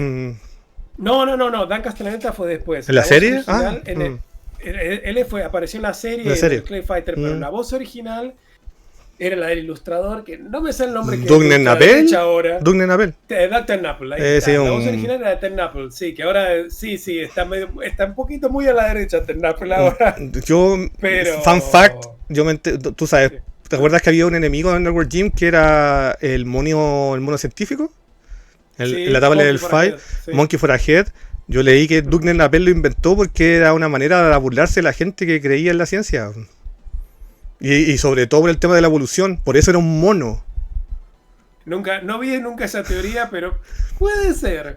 Pero ya Yo sé- te digo, la voz de él en el original era Dr. Napel. Sí, bueno, ese loco Sí. está chaladísimo. Eso es todo lo que Que voy a la decir. versión de Sega CD, de hecho, tenía los 2 finales excelentes en Easy y en Hard, que Doug empezaba Sí. a hablar, el tipo hablaba, es como que, qué bueno. Sí. Pero me encantaban esos finales. como Sí, sí, muy gracioso. para mí sigue siendo la mejor versión de Sí, Earthworm el Jim, uno pero sí. sí, esa es mi amigo que tenía Sega CD, pero se la pudo comprar además porque ya estaba totalmente descontinuada la consola, así Y que... en el 98, que Sí. era, me voy a comprar la Play 1, Sí. una Dreamcast o la Mm. Sega CD. No, pero digamos, mira, obviamente yo estoy hablando de gente que le gustan mucho los videojuegos, que eran muy enfermitos y toda esa cosa, porque acá en Chile el promedio de la gente te va a contar que saltó de Atari al NES, después saltaron al Super Nintendo y después saltaron a la Play, pero fue una cosa... Mira, yo por ejemplo conozco mucha gente, la gran mayoría de la gente que conozco que en Chile que sumó al Super Nintendo ya fue cuando estaba el bundle de Donkey Kong Country.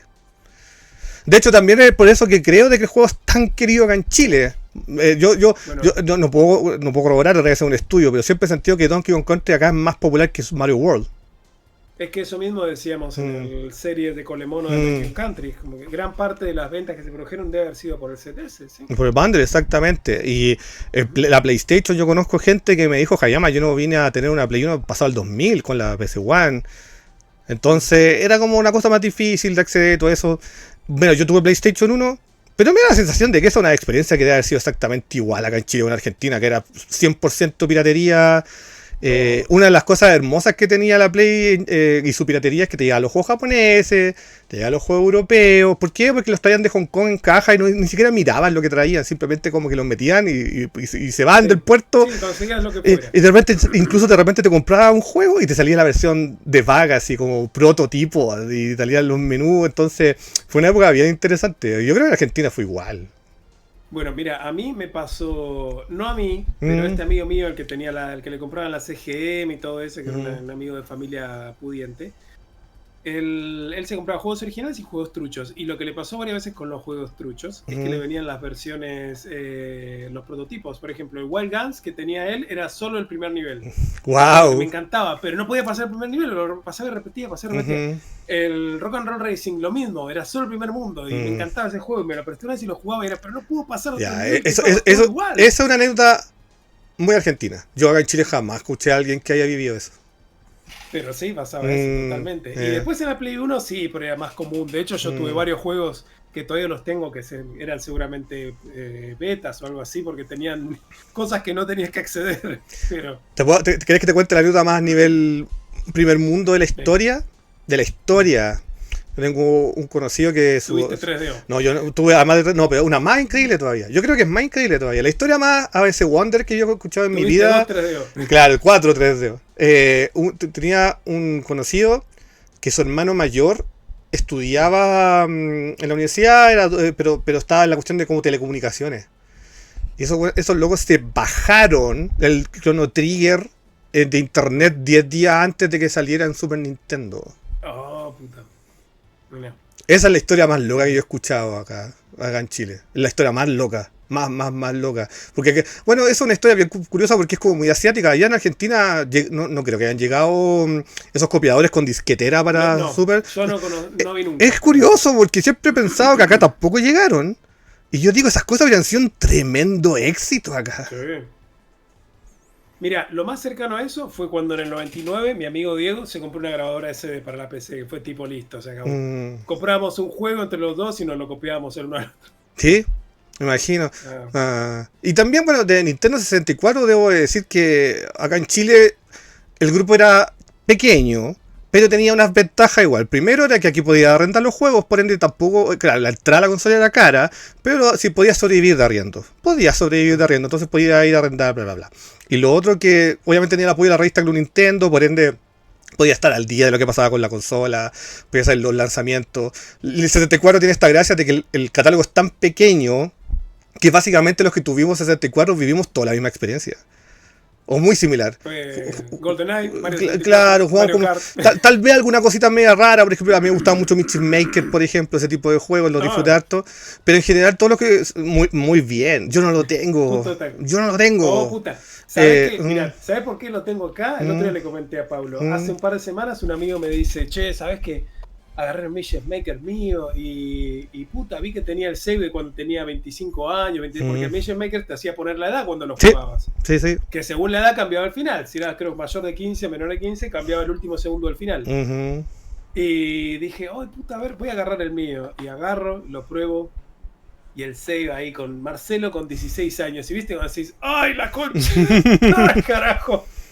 Mi save ahí de 16, 17 años, pero fue terrible. Fue como una cachetada ahí de hace casi 30 años. Pero te gustaba. Pero lo saqué para eso. Pero te gustaba. Lo amaba. Sí, lo muy saqué bien. todos los finales. Estaba enamorado de Marina en esa época. Sí, nosotros hablamos muchas maravillas del juego Shake en el especial de Nintendo 64 que hicimos en el podcast de Gamer Café. De hecho, nos tiraron el chiste una vez que está diciendo por culpa de usted el juego subió de precio en Chile. Y decía, gracias por tenernos tan en alto. Para mí es como un piropo. Es sí. Qué bueno, puedo influenciar el mercado así. Sí, decía, wow, gracias por tenernos tan arriba. Pero yo te puedo contar que, claro, es que excelente juego. Existía eso. Podías sobrevivir como usuario de Nintendo 64 si arrendabas.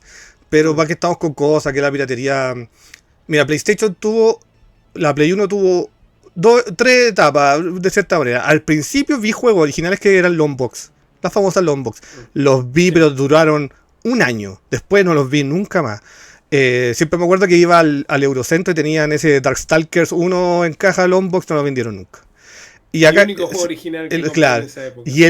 Y creo que el Lemon Pie. Claro. Y creo que no sé si te han contado esta historia los chicos en Colemono, pero por algún extraño motivo, acá en Chile, el año 2003, a Sony se le ocurrió localizar la PlayStation en Chile.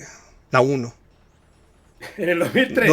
En el 2000 fucking En 3. los albores del primer aniversario, la primera década La de década. consola, dijeron, es un buen momento. Cuando tenía 9 años el lanzamiento de la consola en Japón y dijeron vamos a lanzarla acá. Y esto yo lo cuento, pues si usted no lo sabía, que ese es el motivo de por qué entre el 2003 hasta el 2006 tú ibas al Eurocentro y a estas tiendas y podías encontrar Greatest Hits. Juegos etiqueta verde acá en Chile por Sí. 5.000 pesos, 3.000 pesos.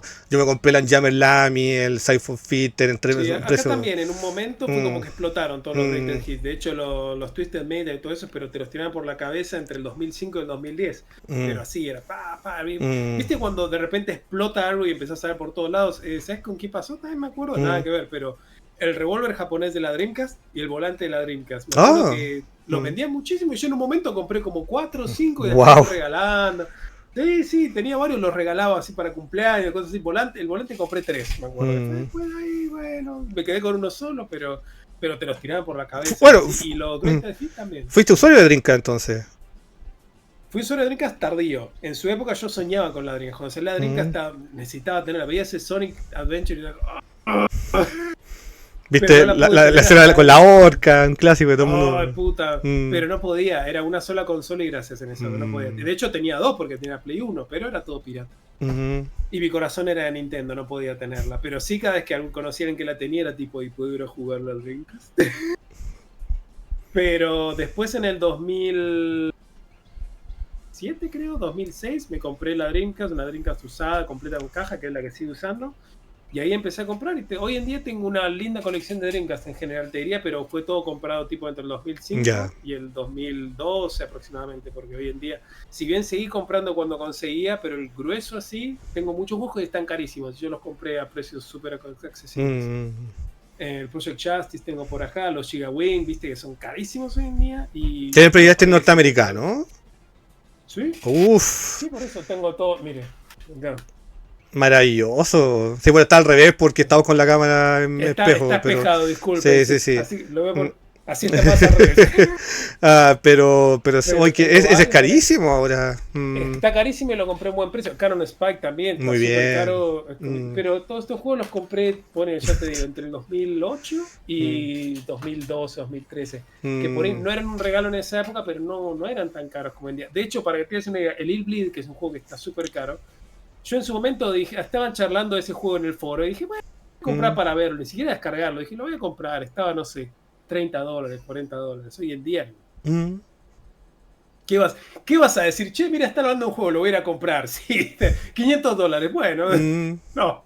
Claro. No, eran otras épocas. De hecho, me acuerdo que nos juntamos con los de arqueología digital para la cena de fin de año y eso, y la gente lleva pilas de juegos y era, no sé, te lo cambio por un sándwich. Bueno, está bien, viste.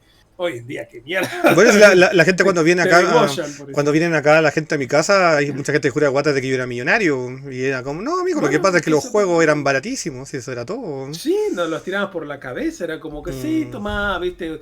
Me acuerdo comprar pilas de juego por $2, $3, así, de NES originales, sueltos, pero. Y hoy en día eso es imposible. Sí, imposible. Eso, los precios hoy en día es como que a mí me han hecho alejarme mucho. Por ahí a veces le compro algo a Afro, a algún amigo. O si llego a ver algo, pero es como que ya ni ganas de ver, porque viste, es como que la gente. Sí, Mario y Duck Hunt, sí, $500. Yo ya me retiré, Marcelo, o sea, cuando empezó la pandemia, y como toda esta explosión dije, no, chao, I'm out. Se acabó esta cosa. O sea, cuando ya llegamos a esos precios de juegos de mierda, ni siquiera tan buenos, que cuestan 100.000 pesos para arriba, y es como. No, olvídalo. Y a mí me asombra que hay gente que sigue comprando. O sea, yo no jugo, cada uno hace lo que quiere con su dinero. Plata lo que quiere. Pero es como que, no sé, a mí me da un poco de escozor. Es como que, puta, no sé si quiero gastar tanto. No gasté $500 en un juego. A mí lo que me pasa, de repente, está también en mi opinión completamente personal. Siento que hay mucha gente que cayó esos precios muy, muy caros porque no conocen mucho al respecto y no vivieron la época. Y no lo digo así como, oh, usted no se lo merece, si al final de cuentas no quiero ser gatekeeping de eso. Pero por ejemplo, yo notaba, yo me acuerdo que lo comenté tal vez en el podcast, creo que Iba aquí al Persa Bio Bio, que es el lugar del mercado. Alguna vez fue un mercado negro, ahora un mall, básicamente. Y, ¿Es un mall? Sí, o hace sea, rato que no, pero me refiero que llevo la frase. está gentrificado, Marcelo. Ya es algo que incluso hay galerías de arte. Hay gente que dice que llegaron Ah, la puta, mira. llegaron los chetos Wow. y ya como que. Mira, No sé. hace unos años que Mm. Mario no me lleva. No, Pero sí, sí, ya era- no. Bueno, lo que quiero comentar es que de cierta manera, claro, había una época que era todo muy barato. Yo me acuerdo que iba al Bio Bio y tenía un amigo que se compró los 6 Mega Man, los 6 de NES, cada uno en 100 pesos chilenos. Eso ¿cuánto es? Ni siquiera son como $0,3. Entonces, cuando vi lo que pasó con el tiempo, pero ya después con el tema de la pandemia, yo No, dije... mira, de 2010 a Mm. 2020 los precios fueron subiendo a poco. Mm. Y con la pandemia es como que se fue todo al carajo. Mm. Ya ahí se acabó lo que se daba. Es como que hay un antes y un después. Ujú. Pero, puta, lo de la pandemia sí es una locura. Es como que la gente empezó a ver ahí, no sé si una salida económica o qué onda, pero... Ah, bueno, y lo que te iba a comentar sobre esto de no haber vivido la época per se. Yo voy al Bio Bio y, por ejemplo, están todas estas tiendas que sobreviven vendiendo estos juegos carísimos. Y, por ejemplo, yo me acuerdo que una vez llegué y había un Double Dragon 5 de Super Nintendo. Que tú debes saber de que es un juego de mierda. Es horrible, Double Dragon 5. Es horrible. Sí, es Ajá. terrible, es la peor bosta que Y lo vendían en 70.000 pesos chilenos. El cartucho solo, con la portada rota. Horrible. Y lo que me contaban los cabros que decían, no, es que la gente llega y dice, ¡oh, es Doble Dragon! ¡Es Doble Dragon! Y se lo compran. No, Y eso habla de que obviamente no viviste en la época, porque si lo habías vivido habrías sabido que el Doble Dragon era un pedazo de bosta el 5. Entonces, siento que hay gente que cae un poquito también. Ahora con internet puedes ver a tu youtuber favorito y enterarte un poco más, pero hace un tiempo atrás la cosa era más o menos así. Internet vino para avivar a los giles. A ver, no quiero hacer que en ese sentido, solamente me refiero a que hay gente que cayó mucho en ese sentido, pero bueno, son weas. Pasa mucho, Sí. pero puta, sí, es que yo pienso lo mismo que vos. Mucha gente que colecciona hoy en día, yo creo que, y pienso que como que no vivió esa época, que no sabe que en esa época, no. Yo diría esto, hasta cierto punto, ponerle hasta el 2020, te diría antes, pero digamos hasta el 2020 para poner un punto bien claro, la pandemia, el coleccionismo por ahí no era tan con fin de lucro. Es como que la pandemia hizo que el coleccionismo de videojuegos se vuelva un negocio. Si bien yo siento que ya tipo 2015, venía de antes. Yo te digo, del 2010, del 2005 al 2010 no era nada, era así, nos tiramos las cosas, nos regalábamos. Mi experiencia, menos del 2010 al 2020 los precios empezaron a subir, pero accesible. Yo compré la Famicom, la Twin Famicom pelada, pero compré la Famicom, me la traje de afuera con muchísimos juegos sellados todavía, como el Kid Icarus, Metroid, Mario 2. Yo creo que los juegos de Famicom Disc los pagaba $10 sellados, $5, y la Twin Famicom la pagué $50 en su época. De hecho, cuando la tuve que ir a buscar a la aduana, el tipo no me creía. No, pagué $50, viejo, ¿qué querés? Bueno, una máquina medio grande. A mí también me pasó eso en la aduana, me intentaron cagar y justo tenía la etiqueta, los precios, se lo mostraba, decía, no, sí, eso me costó. Ya, bueno. Yo iba ya con la publicación de eBay preparada y decía, mira, fue esto. Pero es como que es una realidad que la gente de hoy en día no se imagina. Y yo creo que es por eso, porque en cierto momento es como que, así como existió el boom de los especuladores del cómic en los 90, pero duró poco, acá es como que es un negocio diferente, es una industria diferente, es un negocio diferente y sigue estando y la gente hoy en día por ahí no tiene problema, pero como te decía, yo hay muy pocos juegos hoy en día que digo, ¿sabes qué? Yo pagaría, no sé, hasta $200 por ahí te pagaría por este juego. Y son, no sé, el Book of Is 1 y 2 para TurboGrafx, por ejemplo, digo, sé que pagaría un poco más por ese. Pero el juego más caro que compré en mi vida, más allá del Mighty Number 9...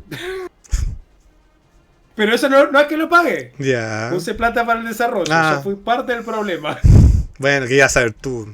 Yo no sabía nada, pero sí aprendí a no prestarle plata a un japonés. Eso sí. Bueno, ¿el más caro? Es el Deep Fear para Saturn, que lo conseguí con lo conseguí ofreciendo plata, ¿viste? Porque, ¿viste? Cuando tenés la oferta, ¿viste? Cuando dice, no sé, 300 euros o hacer una oferta. Y aparte tenía un descuento de como $30 o algo así, porque en esa época eBay me tiraba muchas ofertas. Ponele que lo habré terminado. Me puedo fijar si querés. Lo pagué caro. Ujú, pero es un juego que amo, el Deep Fear de Saturn, el europeo, el japonés no vale nada, valía $5. ujú. Pero el europeo es un juego que siempre fue caro y fue tipo, bueno, pero poner que no se lo habrá pagado $200. Ya. Creo que es el juego más caro que compré en mi vida. Así, pero carísimo. Yo el El juego. Earthbound, sí, perdón. No, sí, no, el juego más caro que yo he pagado en mi vida fue el Harmful Park de Play 1. Oh, Y hay gente que va a decir que pagaste $2000. No, amigo, pagué $80. está bien, buen precio. Pagué 80 o casi 80 lucas chilenas. Eso ha sido lo máximo que he pagado por un videojuego. Nunca he pagado más de 80.000 pesos. Y esa vez lo hice porque dije, estos son estos juegos que son caros y buenos. Que es maravilloso el Handful, un juegazo. Claro, sí, por supuesto que juegos caros y malos. Entonces, era un juego que era caro en ese momento, para mí. Pero lo compré porque dije ahora o nunca. Y ahora el juego vale una millonada. Carísimo. Claro, entonces, sí. Oye, por tiempo quería hacerte las últimas preguntas también, ya son las 9, vamos a volado. Como que también quería, como había concentrado esta conversación en el tema de los 90, 2000. Yo sé que llegaste tarde, pero no sé si quería agregar algo más con el tema de cómo fue Dreamcast en Argentina, según tú. ¿Hay gente que la pescó? Sí, veo bastante la Dreamcast en ese momento. Aparte, con el tema de todo lo que tuviera piratería, tenía mercado. Sí. La Dreamcast era piratería. O sea, la Dreamcast era pura piratería. Yo me acuerdo que te vendían los juegos en CDs comunes con el overburn, con el sobrequemado, o le sacaban los videos. Yo no tuve, como te dije, yo tuve tarde, pero la Dreamcast se veía bastante, pero más que nada porque era un tema de piratería. Sí, no vi nunca acá, vi una sola vez acá que yo recuerdo, Saturn. Saturn vi bueno, que no lo hablamos acá. No, pero Saturn solo recuerdo haber visto una vez el negocio de Taku, como te dije, que vi unas cajas grandes. ¿Sabes qué juego vi que me impresionó? La caja del Golden Axe de Duo. Oh, buena. En la caja era, dije, puta qué buena. Y hoy en día lo tengo ese juego y no me gusta.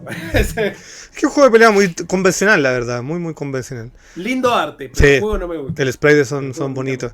No, acá Sega Saturn fue cuando empezó. Mira, para empezar acá en Chile la Genesis le había ido ahí nomás. Entonces, como que no había como ese hype, ese interés así. Hay que saltar a la siguiente generación con Sega. Llegó acá, gente que se acuerda porque había un programa que se llamaba Sega Acción, acá en la televisión chilena, que jugaron Virtua Fighter, que jugaron Rayman en Sega Saturn, pero una consola que acá en Chile, cuando se conversa de esa generación de consola, todo el mundo te habla de que fue Play versus Nintendo 64. Acá era como, yo solamente conocía una persona con Sega Saturn y era porque era de mi grupo que intercambiaba anime, porque ya estaba full otaku en ese momento, estoy hablando del 98. Sí. Y tenía, porque se compraba los juegos de Capcom, tenía el X-Men vs Street Fighter, tenía todas esas cosas. Era mucho mayor que yo. Si yo tenía 15, 16 años, él tenía 27, 28. Era una persona que ya tenía trabajo hace rato y podía darse esos lujos. Sí, claro, exactamente. No sé si conseguían importados, pero eso lo tenés que tener. El único motivo de por qué lo tenía era por los juegos de Capcom. Nada más que por eso. Y esa fue la única vez. Y acá en Chile era nada. O sea, fun fact: acá en Chile hay 1 trillón de veces más fanáticos de Sega de lo que hubiera en los 90. Ahora en Chile.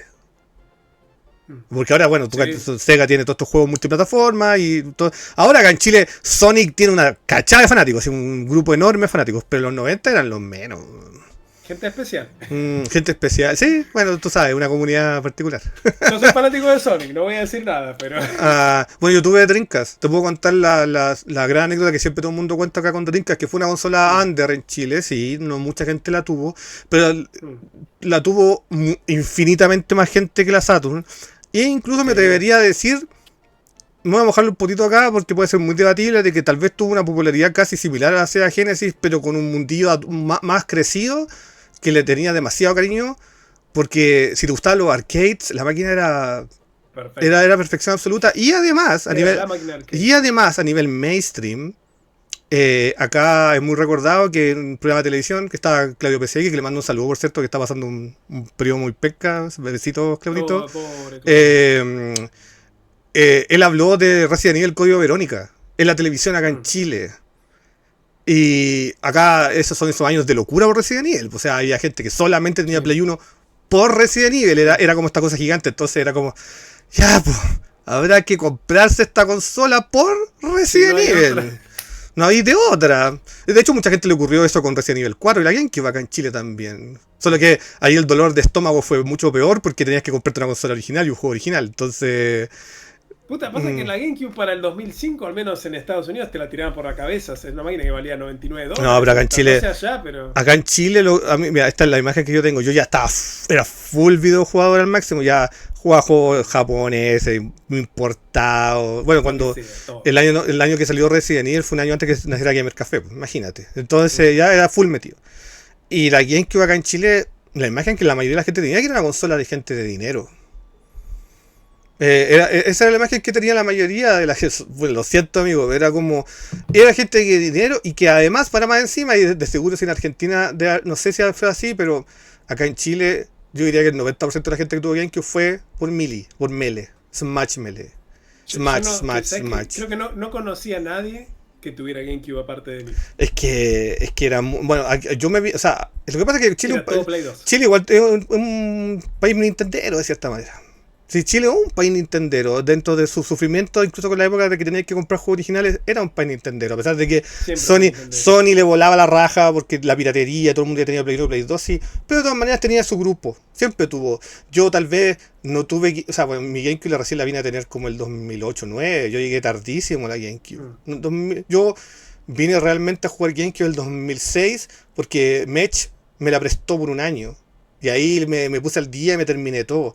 Pero antes era una consola que la gente consideraba de que tenía que tener mucho dinero para tenerla. Entonces, a pesar de todo, había gente. Y lo que lo confirma son los torneos de Smash que se hicieron acá en Chile con Ryuko, que era la organización que hacía torneos de juego de pelea acá en los 2000. Llegaban literalmente 100, 200 personas a jugar Smash Melee. Y eran todos niños entre 12 a todo reventar 20 años, diciendo niños, así en el contexto ya como son adultos, pero siguen siendo jóvenes, y casi todos eran de barrio alto. La gran mayoría eran de barrio alto. No, pero sabes que yo te digo, GameCube, fuera de joda, creo que soy la única persona que conozco que en su época, de mis amigos, encima mis amigos ya habían dejado el gaming dentro de todo, otros se habían ido. Entonces fue como que me quedé medio solo en esa época, pero GameCube veía, pero no conocí gente que tuviera. Pero era todo Play 2, o sea, Play 2, y era bueno. Pero como te decía, acá siempre tuvo mucho peso todo lo que tuviera piratería. Todo lo que tenía piratería seguramente triunfaba. Así de fácil. Play 1, Genesis, Family Game, era como que siempre fue el gran motor. Sí, sí, perdona. No, termina, por favor, perdona. Me impresionó, siempre recuerdo, ¿sabes? Una de las pocas veces que fui y vi que la gente estaba comprando juegos originales así por pilas, fue con el Pokémon Perla y Diamante para DS. Me acuerdo de ir al local donde antes estaba Taku, que después hubo otro local que se llamaba Electronic Things, y era como que entraba gente a comprar, lo compraba, pero así por montones el juego. Nunca había visto algo así. Fue como que fue mi primer gran impacto de gente comprando juegos originales. Así, eso fue como que me llamó muchísimo la atención. Me creerías que, así como ya empezando a cerrar el tema, yo conozco a argentinos, sobre todo el mundo de los juegos de pelea, que me ha dicho, con mi edad, que no vinieron a tener un juego original en sus vidas hasta Steam. Y sí, es total, pero es lo que te digo. O sea, la piratería siempre fue el gran motor atrás del gaming en Argentina. Es así, es un hecho, ¿no?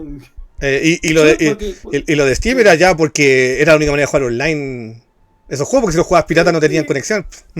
Y aparte los precios accesibles, sí, o sea, como que es una sumatoria de cosas. Si te venden un juego original al mismo precio que un juego pirata, puta, me lo compro original, ¿viste? Bueno, esa es la famosa historia de Gaben, cuando dijo que la manera de pelear contra la piratería no era poniendo más protecciones, era haciendo una cosa que tuviera los precios y a la competencia, o sea, a la piratería le hiciera competencia real. Entonces, sí, yo creo que tal vez para terminar, la última pregunta que te podría hacer sería cerrando ya como el tema de lo que te voy a comentar a continuación, porque yo considero que ya del 2010 para adelante tenemos muchas cosas en común, la verdad, en Chile y Argentina en videojuegos.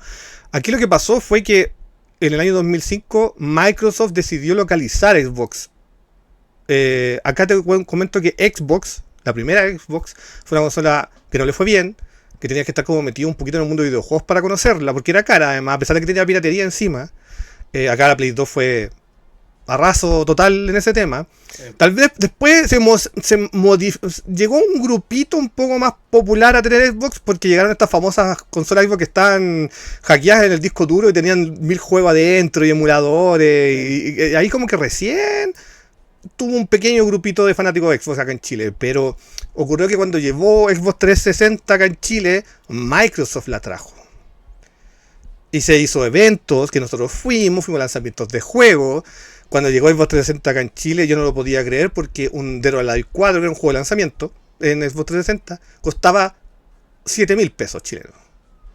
Que no era nada. Yo estaba acostumbrado a ver de 45 lucas para arriba juegos originales en Chile. Entonces, cuando llegó Microsoft acá, después Sony intentó hacerlo con una otra empresa, nada que ver, pero intentar localizar también el mercado en Chile y todo eso. Entonces fue como un cambio de mentalidad de chip, de decir, ya, los juegos ahora originales están accesibles. Pero a mí lo que me ocurre es que a pesar de que hubo piratería de Xbox 360 acá en Chile, la hubo, por supuesto que sí, y de Wii también. Acá en Chile sí hubo un público muy fiel a Xbox 360 que se compraba los juegos originales, que tenía IBAN y que eran accesibles para el promedio, el chileno promedio. Pero yo he escuchado que en Argentina, yo por lo menos de lo que he escuchado, eso no ocurrió. Yo siempre he escuchado que en Argentina era pura piratería Xbox 360, 100%. Pura piratería. La Xbox original, que yo sepa, nunca llegó acá oficialmente. Que yo sepa, por ahí sí, pero tendría que investigarlo, pero no recuerdo. Y de hecho, no recuerdo ver juegos de Xbox original casi. Acá era GameCube que veías y por ahí Play 2. Xbox no recuerdo ver en su época. Tampoco le prestaba mucha atención porque era como que Microsoft, ¿qué se mete en Microsoft? Esto ya tuviste eso. Yo igual pasé por eso. Yo igual pasé un poco por eso. Bueno, como cuando empezó Sony. O sea, cuando Sony empezó con la Play, yo estaba, es que Sony, que saben esto van a durar 2 meses. Bueno, cuando empezó Microsoft, yo pensé más o menos lo mismo. Y no veía juegos originales. Y la 360 es todo piratería. De hecho, es súper común ir a negocios y que dijera, para estos juegos necesitas este hackeo, para estos juegos necesitas otro hackeo. Yo de hecho tengo la 360 que la tuve, me la compré en el 2008, original, nunca la hackeé. De hecho la que tengo es chilena, me la trajeron de Chile. Ya. Y para conseguir juegos originales de Xbox 360 acá fue siempre un suplicio, nunca conseguía, solo piratería. Es como que, oh puta, después en 2009 me compré la Play 3 porque quería más juegos originales que no podía conseguir para la Xbox 360, los tenía que traer de afuera. No los podía conseguir. O también conocí gente que los compraba acá en Chile. También era otra opción, pero en esa época todavía no iba para Chile. Pero yo tengo mi Xbox 360, es chilena, es edición chilena, está todo en castellano. Pero, puta. No, además que mis conocidos argentinos también me decían, Hayama, tienes que recordar que los 2000 y Argentina fue una década bien jodida también. Bueno, al principio, el 2001 con el corralito y toda la crisis económica, yo me acuerdo que ya estaba preparado para comprar la GameCube y fue lo que fue la crisis económica y olvidarte. O sea, a mí siempre me lo recuerda. Sí. A mí siempre me lo recuerdan, me decían, recuerda que acá en Argentina los 2000 fue una década compleja para el país. Entonces, sí. De hecho, no traían juegos casi, era muy difícil. Yo quería comprar el Metroid Zero Mission y esos y no ni siquiera los traían. Juegos de Advance era medio difícil de conseguir, al menos donde yo frecuentaba. Pero, puta, Xbox no, 360 es todo. Y de hecho es el día de hoy que seguís viendo piratería de Xbox 360, no es tan raro. ¿Y qué pasó con la Play 3 entonces, considerando que se demoró en piratearse? La Play 3... No, acá yo vi bastante movimiento original de Play 3. Como que siempre hubo mucho mercado de Play. Ya la gente venía programada la Play 1, la Play 2. ¿viste? Por marca, dices tú. Sí. Exactamente, yo creo que en gran parte fue eso. Entonces ya la Play 3 vendía, era una máquina más potente, Blu-ray. Ya era otra cosa. La Play 3 salió con un espíritu totalmente diferente a la Play 2. La Play 2 era casi un reproductor de DVD, el reproductor de DVD más económico que podías conseguir. La sí, Play exactamente. 3 era una máquina premium. Entonces creo que fue una situación muy diferente comercialmente lo que fue la Play 3 contra la Play 2. Pero yo siempre vi movimiento acá de Play 3. De hecho, nuevamente, es como que era Play 3 y Wii que veía bastante. Xbox 360 nada, poquito, muy poco. Acá en Chile la Wii fue como 50-50. Vi mucha gente comprar juegos originales y vi mucha gente piratear al mismo tiempo. Bueno, piratear yo empecé a ver un poco después. Pasa que el pirateo de la Wii era tan sencillo, viste, que llegado a cierto punto era... No sé, me la pirateo y me bajo yo los juegos. La mayor parte de la gente se bajaba los juegos de ellos mismos. Yo me acuerdo que fue con Paulito, me acuerdo que estábamos conversando y me dijeron, oye, ¿supiste lo que pasó? Que creo que fue, no me acuerdo si fue con el Zelda. Sí, creo que fue. No, Zelda, sí. El Zelda, el Smash. Sí, sí. Y con el Smash también, sí. Y con Tony Hawk, creo que también se podía. Tony Hawk me parece que sí. Sí, de hecho, yo el primero que hice fue el de Zelda. Exactamente, y ahí, claro, podía hacer eso. Y ya después, cuando nació esta cuestión del Letterbomb, que ya era como. Ahora cualquiera Dame 2 podía. minutos que lo hago del celular. Exactamente. A mí, la piratería de Wii es como parte de la esencia de la consola. Y yo lo digo como alguien que sí jugó juegos originales, pero las ventajas que te proporcionaba tener una Wii con disco duro era tan grande, weón, que. Yo, por ejemplo, no sé, tengo el Smash Brawl, por ejemplo, en disco original y todo. Pero yo prefería correr mi ISO en el disco duro desde el Nintendo, porque para qué arriesgar mi lector además de paso. Entonces, era como algo que venía de las manos. Bueno, a mí me pasa lo mismo. Yo de hecho corro los juegos del disco. Tengo una pila de juegos mi colección de Wii es enorme, es grande. Pero los corro todos del disco rígido. Y con la lectora de mi máquina ya. Sí. Es un motor V8 esa lectora, te digo. Sí. Bueno, estaba haciendo esas comparativas, la verdad. Me he sacado hartas dudas el día de hoy contigo, Marcelo, porque. Nuevamente, te con todas mis experiencias. No te puedo decir que todo el mundo fuera así. Porque seguro si vas a las provincias, inclusive era muy diferente. Porque te decía, este chico de la provincia que decía, no existió la guerra de 6 bits, eso es un invento, digo, flaco. O sea, no te voy a decir que era una guerra, pero había una enemistad, había una burla constante. O sea, mira, mira, quiero cerrar con esto. Cuando nosotros compartimos esta anécdota, nosotros lo decimos desde enfermo culiado. Gente que le gusta mucho los videojuegos, ha gastado su dinero en eso y todo eso. Acá en Chile, de hecho, yo conozco gente que, bueno, son realidades nomás diferentes, nomás que me ha dicho Hayama, yo no tuve consola en los 90. Ninguno de mis amigos tuvo, era de millonario, yo no podía tener. Para mí los videojuegos fueron ir al arcade, a la esquina y nada más. O gente que recién vino a tener PlayStation 1 en el 2005, gente que recién vino a tener Super Nintendo en el 99-2000. Entonces, son cosas diferentes. Yo lo cuento como alguien que tuvo cierto privilegio y mucha suerte. Por eso siempre yo digo que en los 90 yo lo pasé increíble en videojuegos acá en Chile. Porque yo sé que era difícil de acceder. Entonces, cuando nosotros compartimos esta cosa simplemente para decir qué ocurrió. ¿Cachai? No estoy diciendo de que la realidad que acaba de comentar Marcelo sea lo que vivió cada uno argentino. Pero también hay gente que dice, no, pero eso no ocurrió. No, sí ocurrió. Lo que pasa es que era un nicho. Eso es todo. Exactamente. Bueno, yo tenía la Super Nintendo, yo y 3-4 amigos que los teníamos, nos intercambiábamos los juegos, pero nuevamente es que, como decís, era un nicho. En esa época vos decías que, sí, me gustan los videojuegos. Sí, claro. Aléjese de mí, hombre horrible. ¿Sí? Eso era el gamer ser gamer en esa época. No, y toda esta anécdota, pues también fue entretenido escucharte hablar de lo de la Atari Jaguar, de la 3DO. Bueno, faltó hablar muchas cosas. Bueno, volvió esta porquería, esta vida de nuevo. No sé si te lo no le digas así, a él le gusta la Virtual Boy.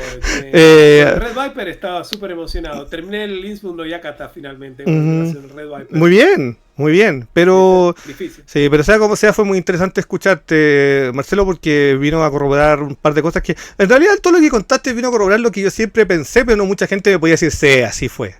Fue en general. Mis argentinos que he conocido, que ha estado en mi vida, me han comentado una historia más o menos similar, que era como, tuve Family, tuve Play, salté del Family a la Sega, salté de la Sega a la Play 1, y después a la Play 2, y eso es todo. Y hay gente incluso, que no lo hablábamos mucho, pero de seguro en Argentina tuvo que haber sido muy potente, que saltó de la Play 1 a los computadores a jugar Counter en un cibercafé, en un lugar. Yo de hecho, yo nunca fui fanático de jugar online. En los 2000, principios del 2000, iba mucho a jugar no tanto al Counter, me gustaba el Soldier of Fortune a mí, que no tenía tanta gente, pero lo jugaba con amigos ahí. Pero puta, sí, me hiciste con esas épocas. Pero también pasó en Argentina, entonces. Sí, había un montón de lugares. Había un lugar que llamaba, en el centro, que se llamaba Kimochi. Aquí también tuvimos un lugar que se llamaba Kimochi, puede que haya sido el mismo. Era súper famoso. Poco original el nombre, pero bueno. Kimochi, sí, pero bueno, pasó de todo. Fue muy entretenido escucharte, Marcelo, porque lo viviste a concho y además, pues lo pasaste bien, amigo. Sí, lo vi. Vi que tiene un invitado. Sí. Me pasó un espíritu por acá. Un fantasma. No, pero mira, muchísimas gracias de verdad, Marcelo. Gracias a vos, Hayama.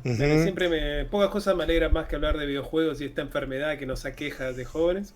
Así que siempre que quieras, sabes que puedes contar conmigo acá para gastarme las cuerdas vocales. Muy entretenido. Y bueno, y también decir que estás en Colemono todavía haciendo un montón de cosas. Si quieres comentar los últimos proyectos, algunas cosas que están haciendo con la página.